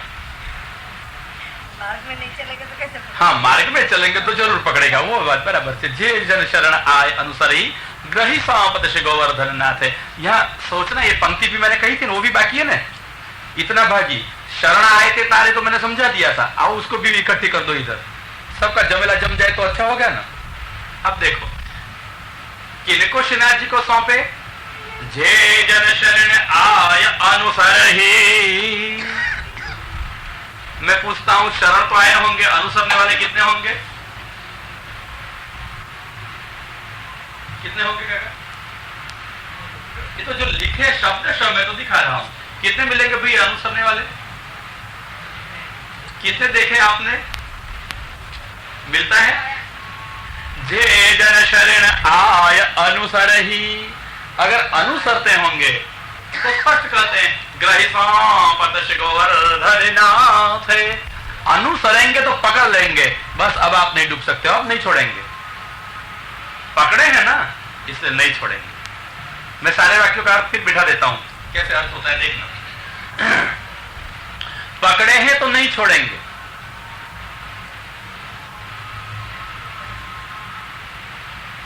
ग्रही सांप, आचार्य जी गोसाई जी ने जिसको पकड़ लिए, चिंता मत करो, कुछ होने वाला नहीं है। सौंपत श्री गोवर्धन नाथ, सौंप दिया उन लोग को, गोवर्धन नाथ को। परंतु ये सबको पकड़ते हैं। अनुसर ही, अगर हम रीत को, आप बहन ने जैसा कहा ऐसे मार्ग मर्यादा को, उष्टि भक्ति मार्ग में हम रहें और अनुसरें तो जरूर पकड़ते हैं। पकड़ते इनको छोड़ते नहीं। तो फिर पहले ओ वाक्य जो हरिना ये विंद्र मुक्ता, उसकी क्या गति? अब सोचना है तो सब ढंग से सोचना चाहिए ना, तभी शास्त्र का प्रतिपादित होता है कि क्या है स्थिति। हरिना ये विंद्र मुक्ता क्या? तो इसका अर्थ इतना ही होता है कि भगवान ने अपनी लीला के लिए प्रवाह मर्यादा और पुष्टि सृष्टि प्रकट की है। इनमें से विनिर्मुक्ता, पकड़ने में से ही जिनको छोड़ दिए हैं, पकड़े के बाद नहीं। जिन प्रवाही की जीवों को पकड़े नहीं, हाँ, छोड़ी, पकड़ने से पूर्व में, पकड़ने में से छोड़ दिए। समझे कैसे? मैं आपको बताऊं। पकड़ने में से छोड़ देना, वो पकड़े के, हम तो एक समझते हैं, पकड़े के बाद छोड़ देना, जो मैंने आपको ये अर्थ दिखाया। अब कहता हूं पकड़ने में से छोड़ देना, उसमें कुछ अर्थ होता है ना। जैसे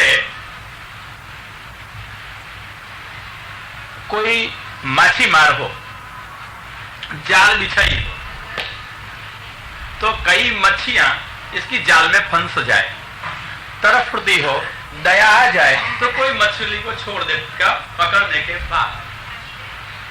परंतु जाल बिछाई हो और कोई मछली ऐसी आवे कि जाल संकेलते वक्त ही वो देखे छोड़ो, उसको नहीं चाहिए, तो क्या करें? जाल में ही नहीं है। समझे आप बराबर? तो यहां दो प्रकार के छोड़ने की बात हुई। पकड़ने में से छोड़ देना, मतलब कि पकड़ना ही नहीं, ये एक छोड़ देना है, पकड़ना ही छोड़ दिया। समझे बराबर आप? क्या है? पकड़ना ही छोड़ दिया। और दूसरा, पकड़ने के बाद छोड़ दिया।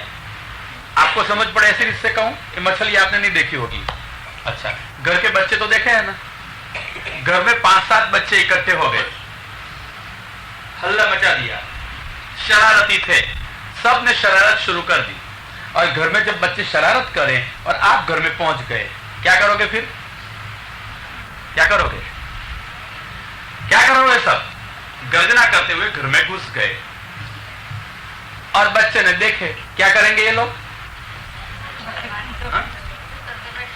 अरे चुप करके क्या है, इधर एक उधर एक उधर, भगा दौड़ शुरू हो जाएगी, कोई चुप नहीं बैठेगा, छिपना शुरू। और इतने में आपने देखा सब भगा दौड़ कर रहे हैं और आपने पकड़ना शुरू कर दिया। इतने में एक बच्चा छोटा था, आपने सोचा उसको पकड़ेंगे तो और चिल्लाएगा, रोएगा, और उसको बहुत शरारत है नहीं, तो आपने उसको पकड़ा नहीं, हाथ में आ गया, सामने था तो हाथ फैलाया नहीं, क्या किया? पकड़ने में से हाँ आ गया था, फिर भी पकड़ने में से ही छोड़ दिया। और दूसरा एक था, आ गया हाथ में पकड़ लिया जरा बड़ा सा, क्यों भागा दौड़ करता है। और फिर उसकी आंख आंसू भरी देखी, दया आ गई, अच्छे अरे चल चल फिर से मत ऐसा करना, और पकड़ने के बाद उसको छोड़ दिया। अब समझ आई बराबर। एक पकड़ने में से छोड़ देना, पकड़ने पूर्व से ही न पकड़ना, यह अर्थ है उसका। पकड़ने की शक्यता होने पर भी न पकड़ना। भगवान जिस जीव को चाहे उसको अपना लेते हैं। यमेवैष ऋणते न लभ्य, अपनी कृपा से जिस जीव को चाहे उसका वर्ण करें मिल सकते हैं। मतलब कि पकड़ तो सबको सकते हैं, परंतु जिसको पकड़ना चाहता ही नहीं है उसको पकड़ने से पहले छोड़ दिए। और ऐसे जीव कहा जाएंगे, हरिणा ये विनिर्मुक्ता ते मग्ना भवसागरे, जाएंगे भवसागर में। और प्रवाही जीव की क्या गति है, उनको कहां पकड़ते हैं, भवसागर में जाएंगे। और पकड़ने के बाद छोड़ दे तो क्या होता है, तो भवसागर में डूब जाता है। पकड़ने के बाद छोड़ दें, पकड़ने में से छोड़ दें वो भवसागर में डूब जाए, परंतु पकड़ते हैं तो ग्रही सांपत श्री गोवर्धन नाथ है, पकड़े उनको नहीं छोड़े। परंतु हरिवंश जी की वार्ता यहां लगाओ कि सबको पकड़ते हैं। महाप्रभु गोसाई जी ने जितने दैवी जीव थे उनको ही ब्रह्म संबंध कराया, उनका ब्रह्म संबंध अंगीकार हो गया। ठीक है ना।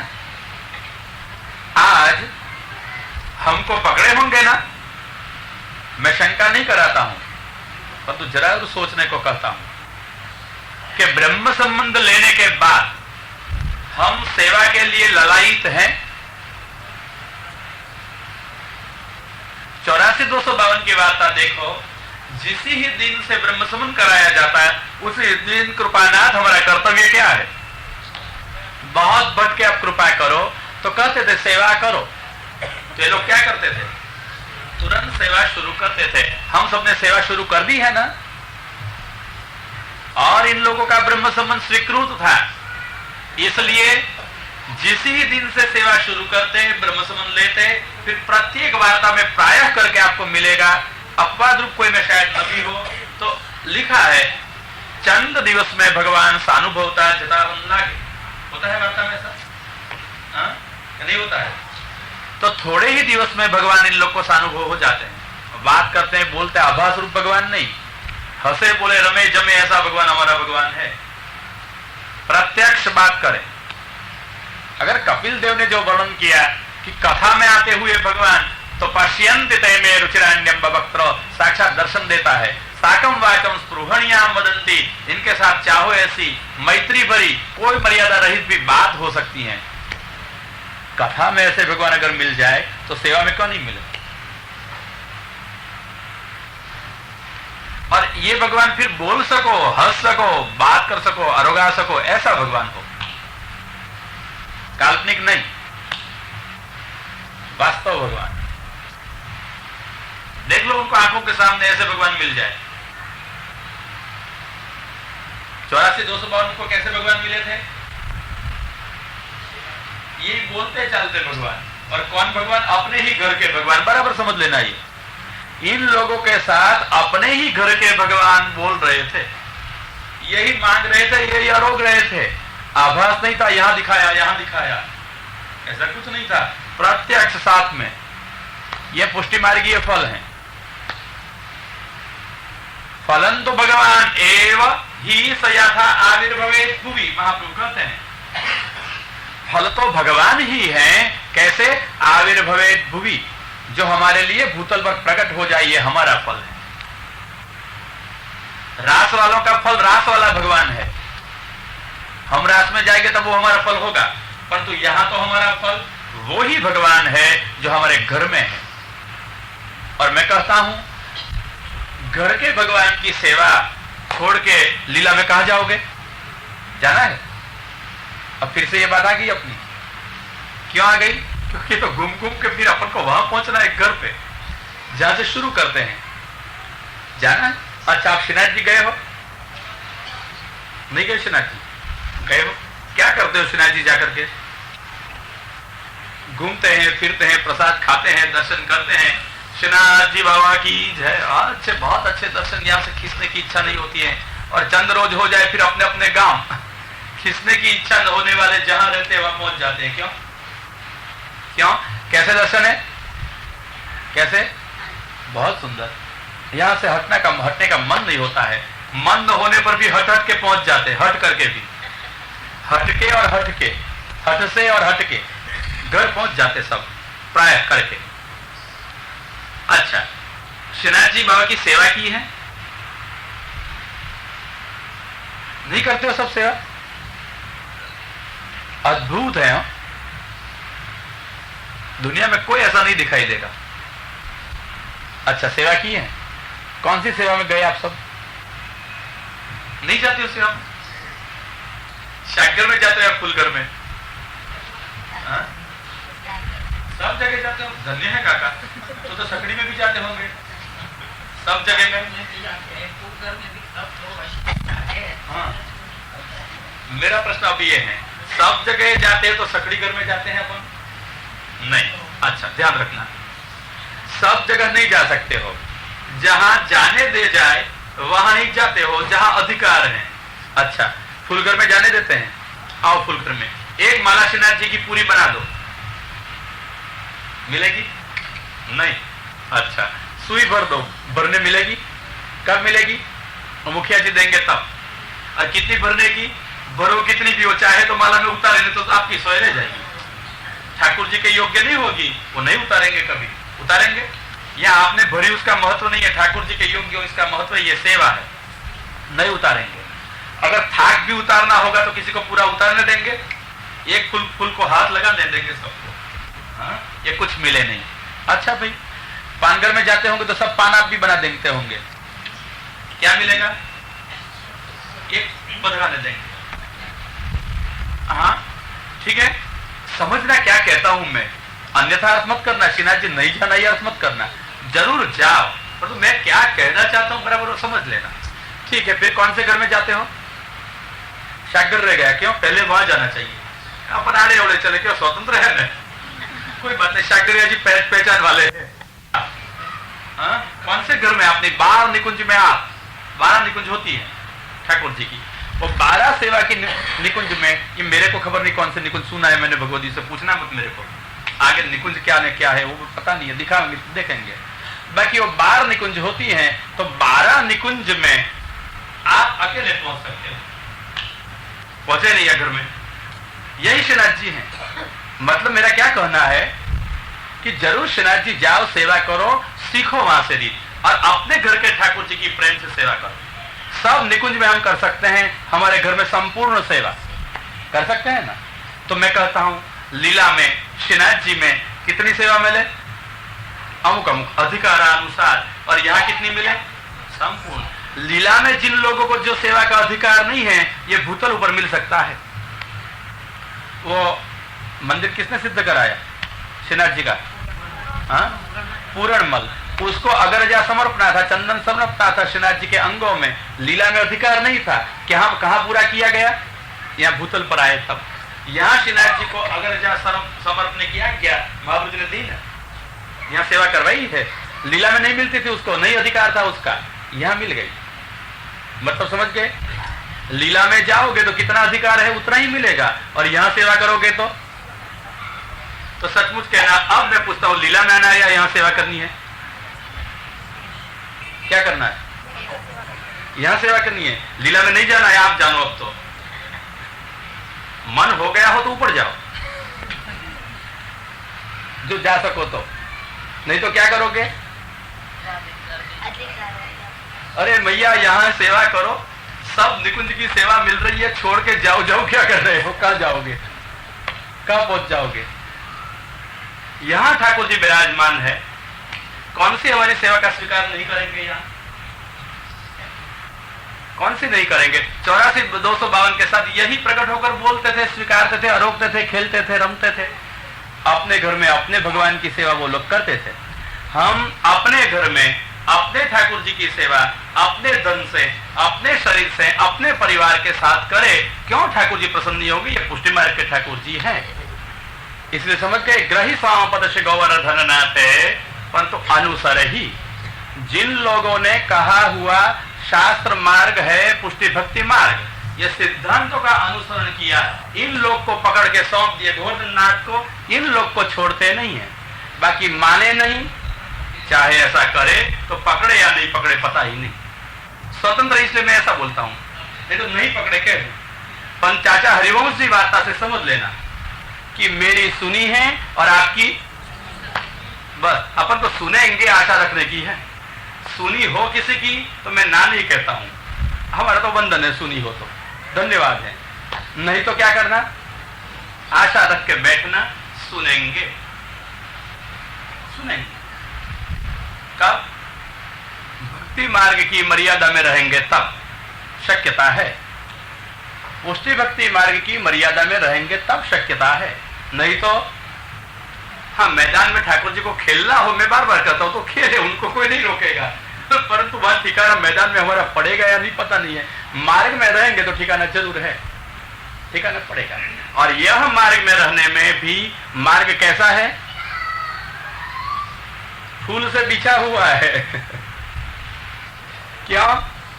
क्योंकि ये तलवार की धार होती तो कोई का पग नहीं रह सकता, पांव सबके कट जाते। इसलिए कल मैंने तलवार की धार के बारे में बहुत सोचा था और एक बात कही थी, अगर तलवार की धार है तो भी आप शास्त्र के सिद्धांतों के बख्तर के बूट पहन के ऊपर चले जाओ, कुछ होगा नहीं। शास्त्र के सिद्धांतों के बूट पहनोगे तो जीवन में असमर्पित नहीं आएगा, अन्याशय नहीं आएगा, असदालाप नहीं आएगा, असत्संग नहीं आएगा, उद्वेग नहीं आएगा, फिर जीवकृत प्रतिबंध नहीं आएगा और लौकिक भोग भी नहीं आएगा। हाँ, भगवतकृत प्रतिबंध के बारे में कुछ कह नहीं सकते, वो तो उसकी मर्जी की बात, वो तो स्वतंत्र है, तो ये तो जरूर नहीं आएंगे। इसलिए जरूर है ये तलवार का मार्ग भी हो तो ऐसे चले जाओ तो आपके लिए कैसा मार्ग है? अब फूलों का मार्ग हो गया है। जिसके पास में शास्त्र सिद्धांत के ये बख्तर के बूट नहीं हो, इनके लिए तलवार का, और जिसके लिए हो इनके लिए किसका मार्ग हो गया? कौन से फूल? हाँ, गुलाब के साथ रहे ना, छोटे छोटे कांटे के चुभते न रहे। कई लोग को ऐसा होता है, पुष्टि मार्ग में जी और डगले पगले कुछ चुभे, कोई ना कोई मन में क्लेश होता चले, चुभता ही चले, साहुद्रे न कहीं ऐसा न होता हो। इसलिए साहुधता पूर्वक हम मार्ग को चलें तो हमको अगर ब्रह्म संबंध हुआ है तो सेवा करने का मात्र अधिकार मिला है। अगर हम अधिकार के मुताबिक अपॉइंटमेंट हमको दी गई और फिर भी हम नौकरी पे हाजिर नहीं हुए तो क्या करें? पोस्ट कायम रखेंगे? क्या करते नौकरी वाले भाई? पकड़े ही नहीं इन लोग को, फिर छोड़ने की प्रश्न कहाँ है? इसलिए ब्रह्म संबंध लेते हुए लोग जो सेवा न करते हैं अपराध कर रहे हैं, और ब्रह्म संबंध लेने के बाद जो सेवा का अधिकार मिल गया उसका जो लोग दुरुपयोग करे उसको क्या हो?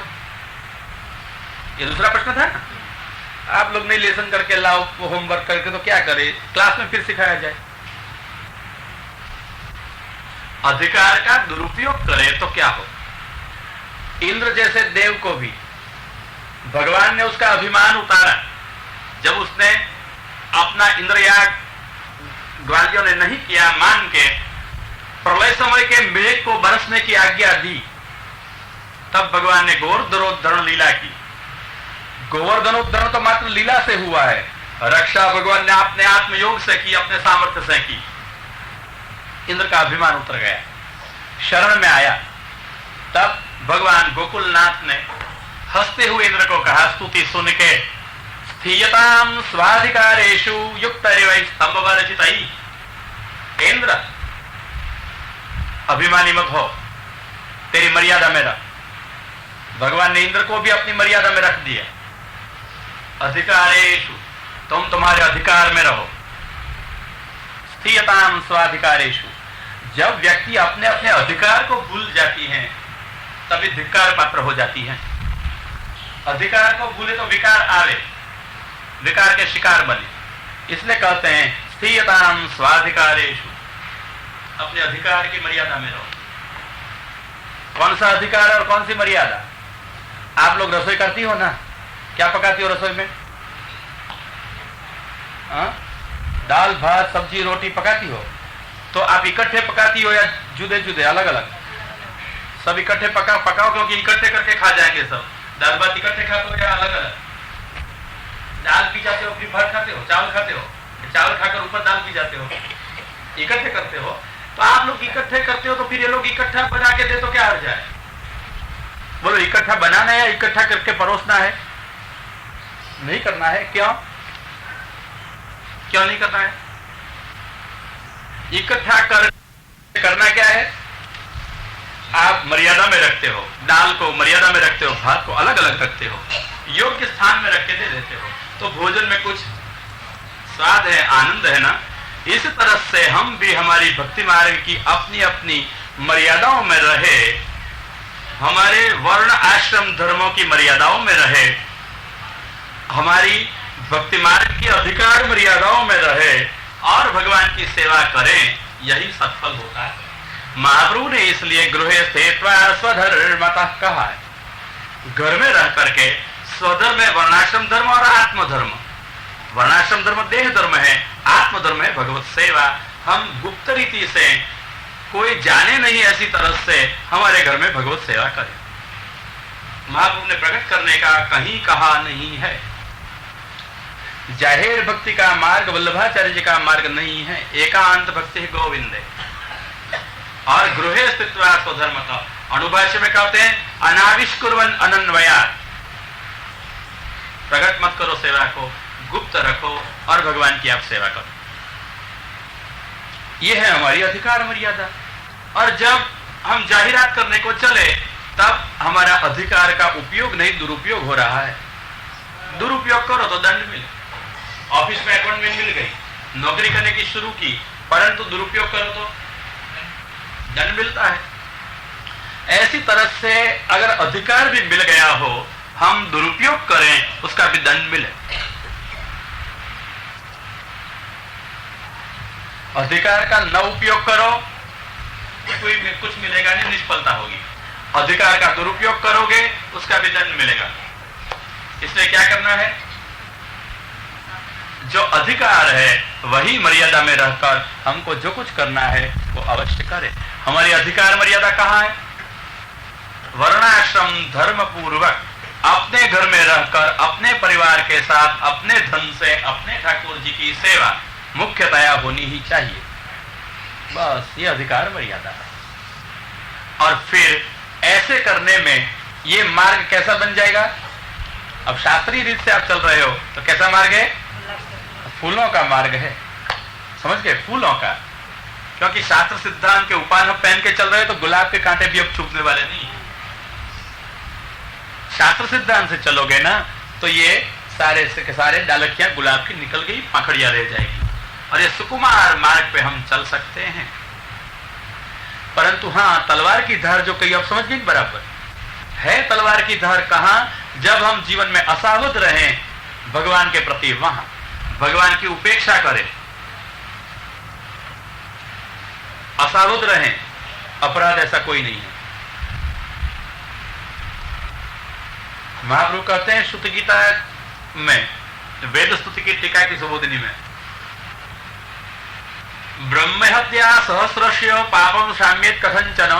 1000 ब्रह्महत्या हजारों की हो, कोई कृत से संभव है पाप शांत होएगा, परंतु न पुनस्त्वयि अवज्ञाते कल्पकोटि शतैरपि। भगवान की अगर अवज्ञा की होती तो करोड़ कल्प कोटि शतै, सैकड़ों करोड़ जितने कल्प ब्रह्मा जी के दिवस बीत जाए, फिर भी ये अपराधों में से शांति या मुक्ति नहीं मिल सकती है। इतने गंभीर अपराध होते हैं। इसलिए भगवान को आप संभालते हो। मैं पूछता हूं, अब आसान है या कठिन है आप ही तय करना। आप तो सब माता हो ना, माताएं हो ना, सब बच्चे हैं ना आपके पास में।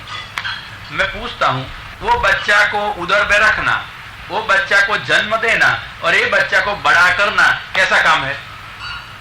बोले तलवार की धार है या गुलाब के फूल हैं? आपको क्या लगता है? बस छोटा सा मेरा प्रश्न है, इतना ही आप निर्णय कर दो। क्या लगता है, क्या है उमा जी? तलवार की धार है? कोई बात नहीं। कैसी है? क्या लगता है? तलवार की धार है? क्या है बोलो? आप लोग बच्चे को नहीं संभालती हो कि संभालती हो? मैं तो तलवार की धार, लेकिन शास्त्रन के जूते पहने में तो कुछ नहीं लगता है। मैं तो आपके बच्चे की बात पूछता हूँ, अभी शास्त्रन के जूते वहाँ कहाँ पहनने हैं? मतलब वहाँ पे भी संस्कार वो उनको बराबर होते हैं तो अच्छा, ये बेबी बहन बहुत होशियार हो गई है। वो सच कह रही है कि हमारे बच्चे को उछेर करने में भी हमको ये शास्त्र के जूते तो पहनने पड़ेंगे, मतलब शास्त्र को जूते मत बना देना। नहीं वैसे जूते नहीं, अच्छा, सावधानता मतलब हाँ, संस्कार, जीवन में संस्कार देने की सावधानता बरतनी पड़ेगी। तो मैं पूछता हूँ, ये तलवार का धार का मार्ग है या गुलाब का फूल का मार्ग है? हाँ, तलवार का तो नहीं है ना।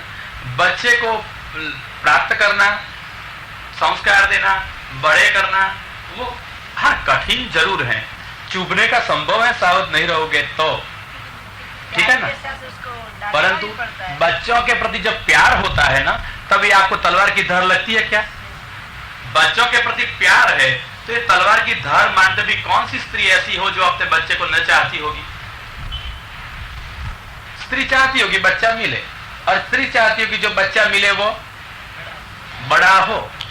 स्त्री चाहती होगी जो बच्चा मिले वो संस्कार वाला, शिक्षण वाला हो, नहीं चाहती होगी। तो ये चाहती होगी तो बेचारी तलवार की धार कहां मानती है, नहीं तो घबरा करके दूर खिंच जाएगी। वो मानती है, उसको सरल लगता है, सब करती है, मुश्किलें होती है तो झेलती है, और सारी कठिनताओं को पार करती है एक ही कारण से, अपने बच्चा के प्रति उसको प्यार है और कोई कारण नहीं। जितनी भी कठिनता होती है, गर्भाधान से लेकर के बच्चा के विवाह के सुधी समय, और मैं कहता हूं विवाह के बाद, बहू आने के बाद भी, हाँ आनंद होता है ना। ये तो समाज की रीत है, जो बच्चे को प्रेम से घर में बहू लेकर आ रहे और फिर बहु दिन बीत जाए, फिर क्या करें लोग? जिस बहू को लेके आए थे उसी बहू को विदा कर दे कि बेटा यहां जाके रहना, हमारे संग में मत रहना। ये तो समाज की प्रक्रिया है। मैं कहता हूं कि ये सारे संसार के कड़ुए कठोर अनुभव को देखते हुए भी लोग चाहते हैं कि बच्चा हो ही नहीं, अथवा उसको बड़ा करे ही नहीं, कौन झंझट करे, ये जन्म लेगा, बड़ा होगा, फिर वापस लौटाना पड़ेगा किसी के घर में, जुदा रखना पड़ेगा। आप ऐसा सोचते हो? तो आप सब कहते हो है तो कठिन कठिन, परंतु सब चाहते हैं, सब चलते हैं यही राहों पर। क्यों? एक अपने संतान के प्रति प्रेम के कारण, संतान की अपेक्षा के कारण। तो प्रेम के कारण यही संतान परंपराओं का आदान से लेकर के बड़ा होकर ठीक उसको रास्ते पे जिलाना, वहां तक का जो मार्ग है, वो कितनी भी मुश्किलें झेलने पर किसी को असह्य नहीं लगता है। लगता है? असह्य लगता है? नहीं लगता है ना। क्यों? प्रेम के तंतु से ये लोग चल रहे हैं। तो संसार में अगर देह जनित स्नेह से भी हमको ये कठिनाइयां होते हुए भी नहीं लगती हैं, संतान का होना, संतान का बड़ा होना, कमाना, हमारा भरण पोषण करना, ये सब आशाओं से हम कोमल कोमल गुलाब के मार्ग की तरह चल रहे हैं। हाँ, कभी कांटे कांटे चुभते भी होंगे, नहीं चुभते होंगे? चुभते होंगे। संसार में बच्चों के साथ भी कांटे चुभ जाते होंगे, परंतु ये तलवार का रास्ता नहीं रहता है। ऐसी तरह से अगर हमारे प्रभु के साथ हमारा प्रेम है, सच्चा प्रेम है, प्रगाढ़ प्रेम है, तो ये प्रेम के कारण कितनी भी कठिनाइयां होगी, कठिनाइयां लगेगी नहीं, गुलाब के मार्ग पर हम चले जाएंगे। परंतु हाँ, सावधानी अवश्य बरतनी चाहिए। इसलिए मार्ग स्थापन के लिए भगवान ने जैसे वो रास वालों को भी दोष वाले दिखाए, फिर निर्दोष अपने ही बना करके अंगीकार किया, लीला वालों को भी भूतल पर पधराए। तो ये सारी जो प्रक्रियाएं हैं, या अन्याश्रय दोषी को लगना, शब्दों के कारण उनको भगवान को छोड़ जाना, ये सब मार्ग स्थापन है, हमको सिखाने के और दिखाने के लिए कि भगवान के साथ कैसे व्यवहार हमारा होना चाहिए, एक दास के रूप में हमको कैसा जीना चाहिए। यह पुष्टि भक्ति मार्ग दिखाने के लिए ये सारे कांटे बिछाए गए ऐसे दिखाई देता है, सिखाने के लिए। और ये भी मार्ग स्थापन है। इसलिए सावधता तो अवश्य बरतनी चाहिए, परंतु जिसका अपने प्रभु में प्रेम प्रगाढ़ होता ही है, उसमें स्वाभाविक स्नेहलता आ ही जाती है। मैं दूसरी बात पूछूं कि 84 252 में से ठाकुर जी छोड़ गए इतने प्रसंग कैसे मिलेंगे? एक या दो मिलेंगे। ये मैं हरिणा जो विनिर्मुक्ता श्लोक कहता था, उसमें माजी बैठ जाए ना, भगवान छोड़ के चले गए, तो छोड़ते हैं। ऐसे प्रसंग है जहां अनधिकार चेष्टा हो जाती है तो सावध रहिए। तो ये अपवाद रूप प्रसंग है, समझ गए? ये कैसे मार्ग हैं? ये अपवाद रूप प्रसंग है, क्यों? हमको सिखाने के और दिखाने के लिए। इसलिए मार्ग मर्यादा समझकर, यही सच्ची मर्यादा है, प्रेम मर्यादा। प्रभु के साथ मैं कृष्ण का हूं, कृष्ण मेरे हैं, मैं इसका कौन है? हम इस भगवान के, ध्यान रखना बराबर, हम कृष्ण के दास हैं। महापुरुष ने बनाए दासो हम। फिर वो जो भाव दे वो लेना है, उसमें हर्जा नहीं है। अपने हाथ से कुछ पकड़ मत लेना, पकड़ बैठेंगे तो फिर तलवार का मार्ग है, और जो दे वो लेंगे और दास होकर अभी चलेंगे तो कौन सा मार्ग हो जाएगा? गुलाब के फूलों का मार्ग। इसलिए जिन लोगों के जीवन में असावधता बरतती है, इस लोगों के सावधता के लिए ये सारे प्रसंग दिखाने के लिए, सावधता के लिए तलवार की धार का मार्ग दिखाया और कहा भी गया। परंतु जिनके मन में सहज प्रेम है, इनके लिए तो गुलाब के फूलों का मार्ग है। आराम से आप चलिए, कुछ होगा नहीं। हाँ, परंतु कहाँ वो तलवार की धार का मार्ग हो जाता है, वो मैंने दिखाया, उसके बारे में भी सोचेंगे। और एक गुलाब के फूलों के मार्ग पर चलने में जो रुचि से फल तक कौन सा गुलाब बिखरे हुए हैं, ये भी अपन आगे कल आचार्य चरण 5 बजे जैसे प्रेरणा करेंगे, ऐसे सोचेंगे। शुभवर्धन। और बुक पर तो ले जाओ, करो या नहीं करो, आप भी सोच के आना।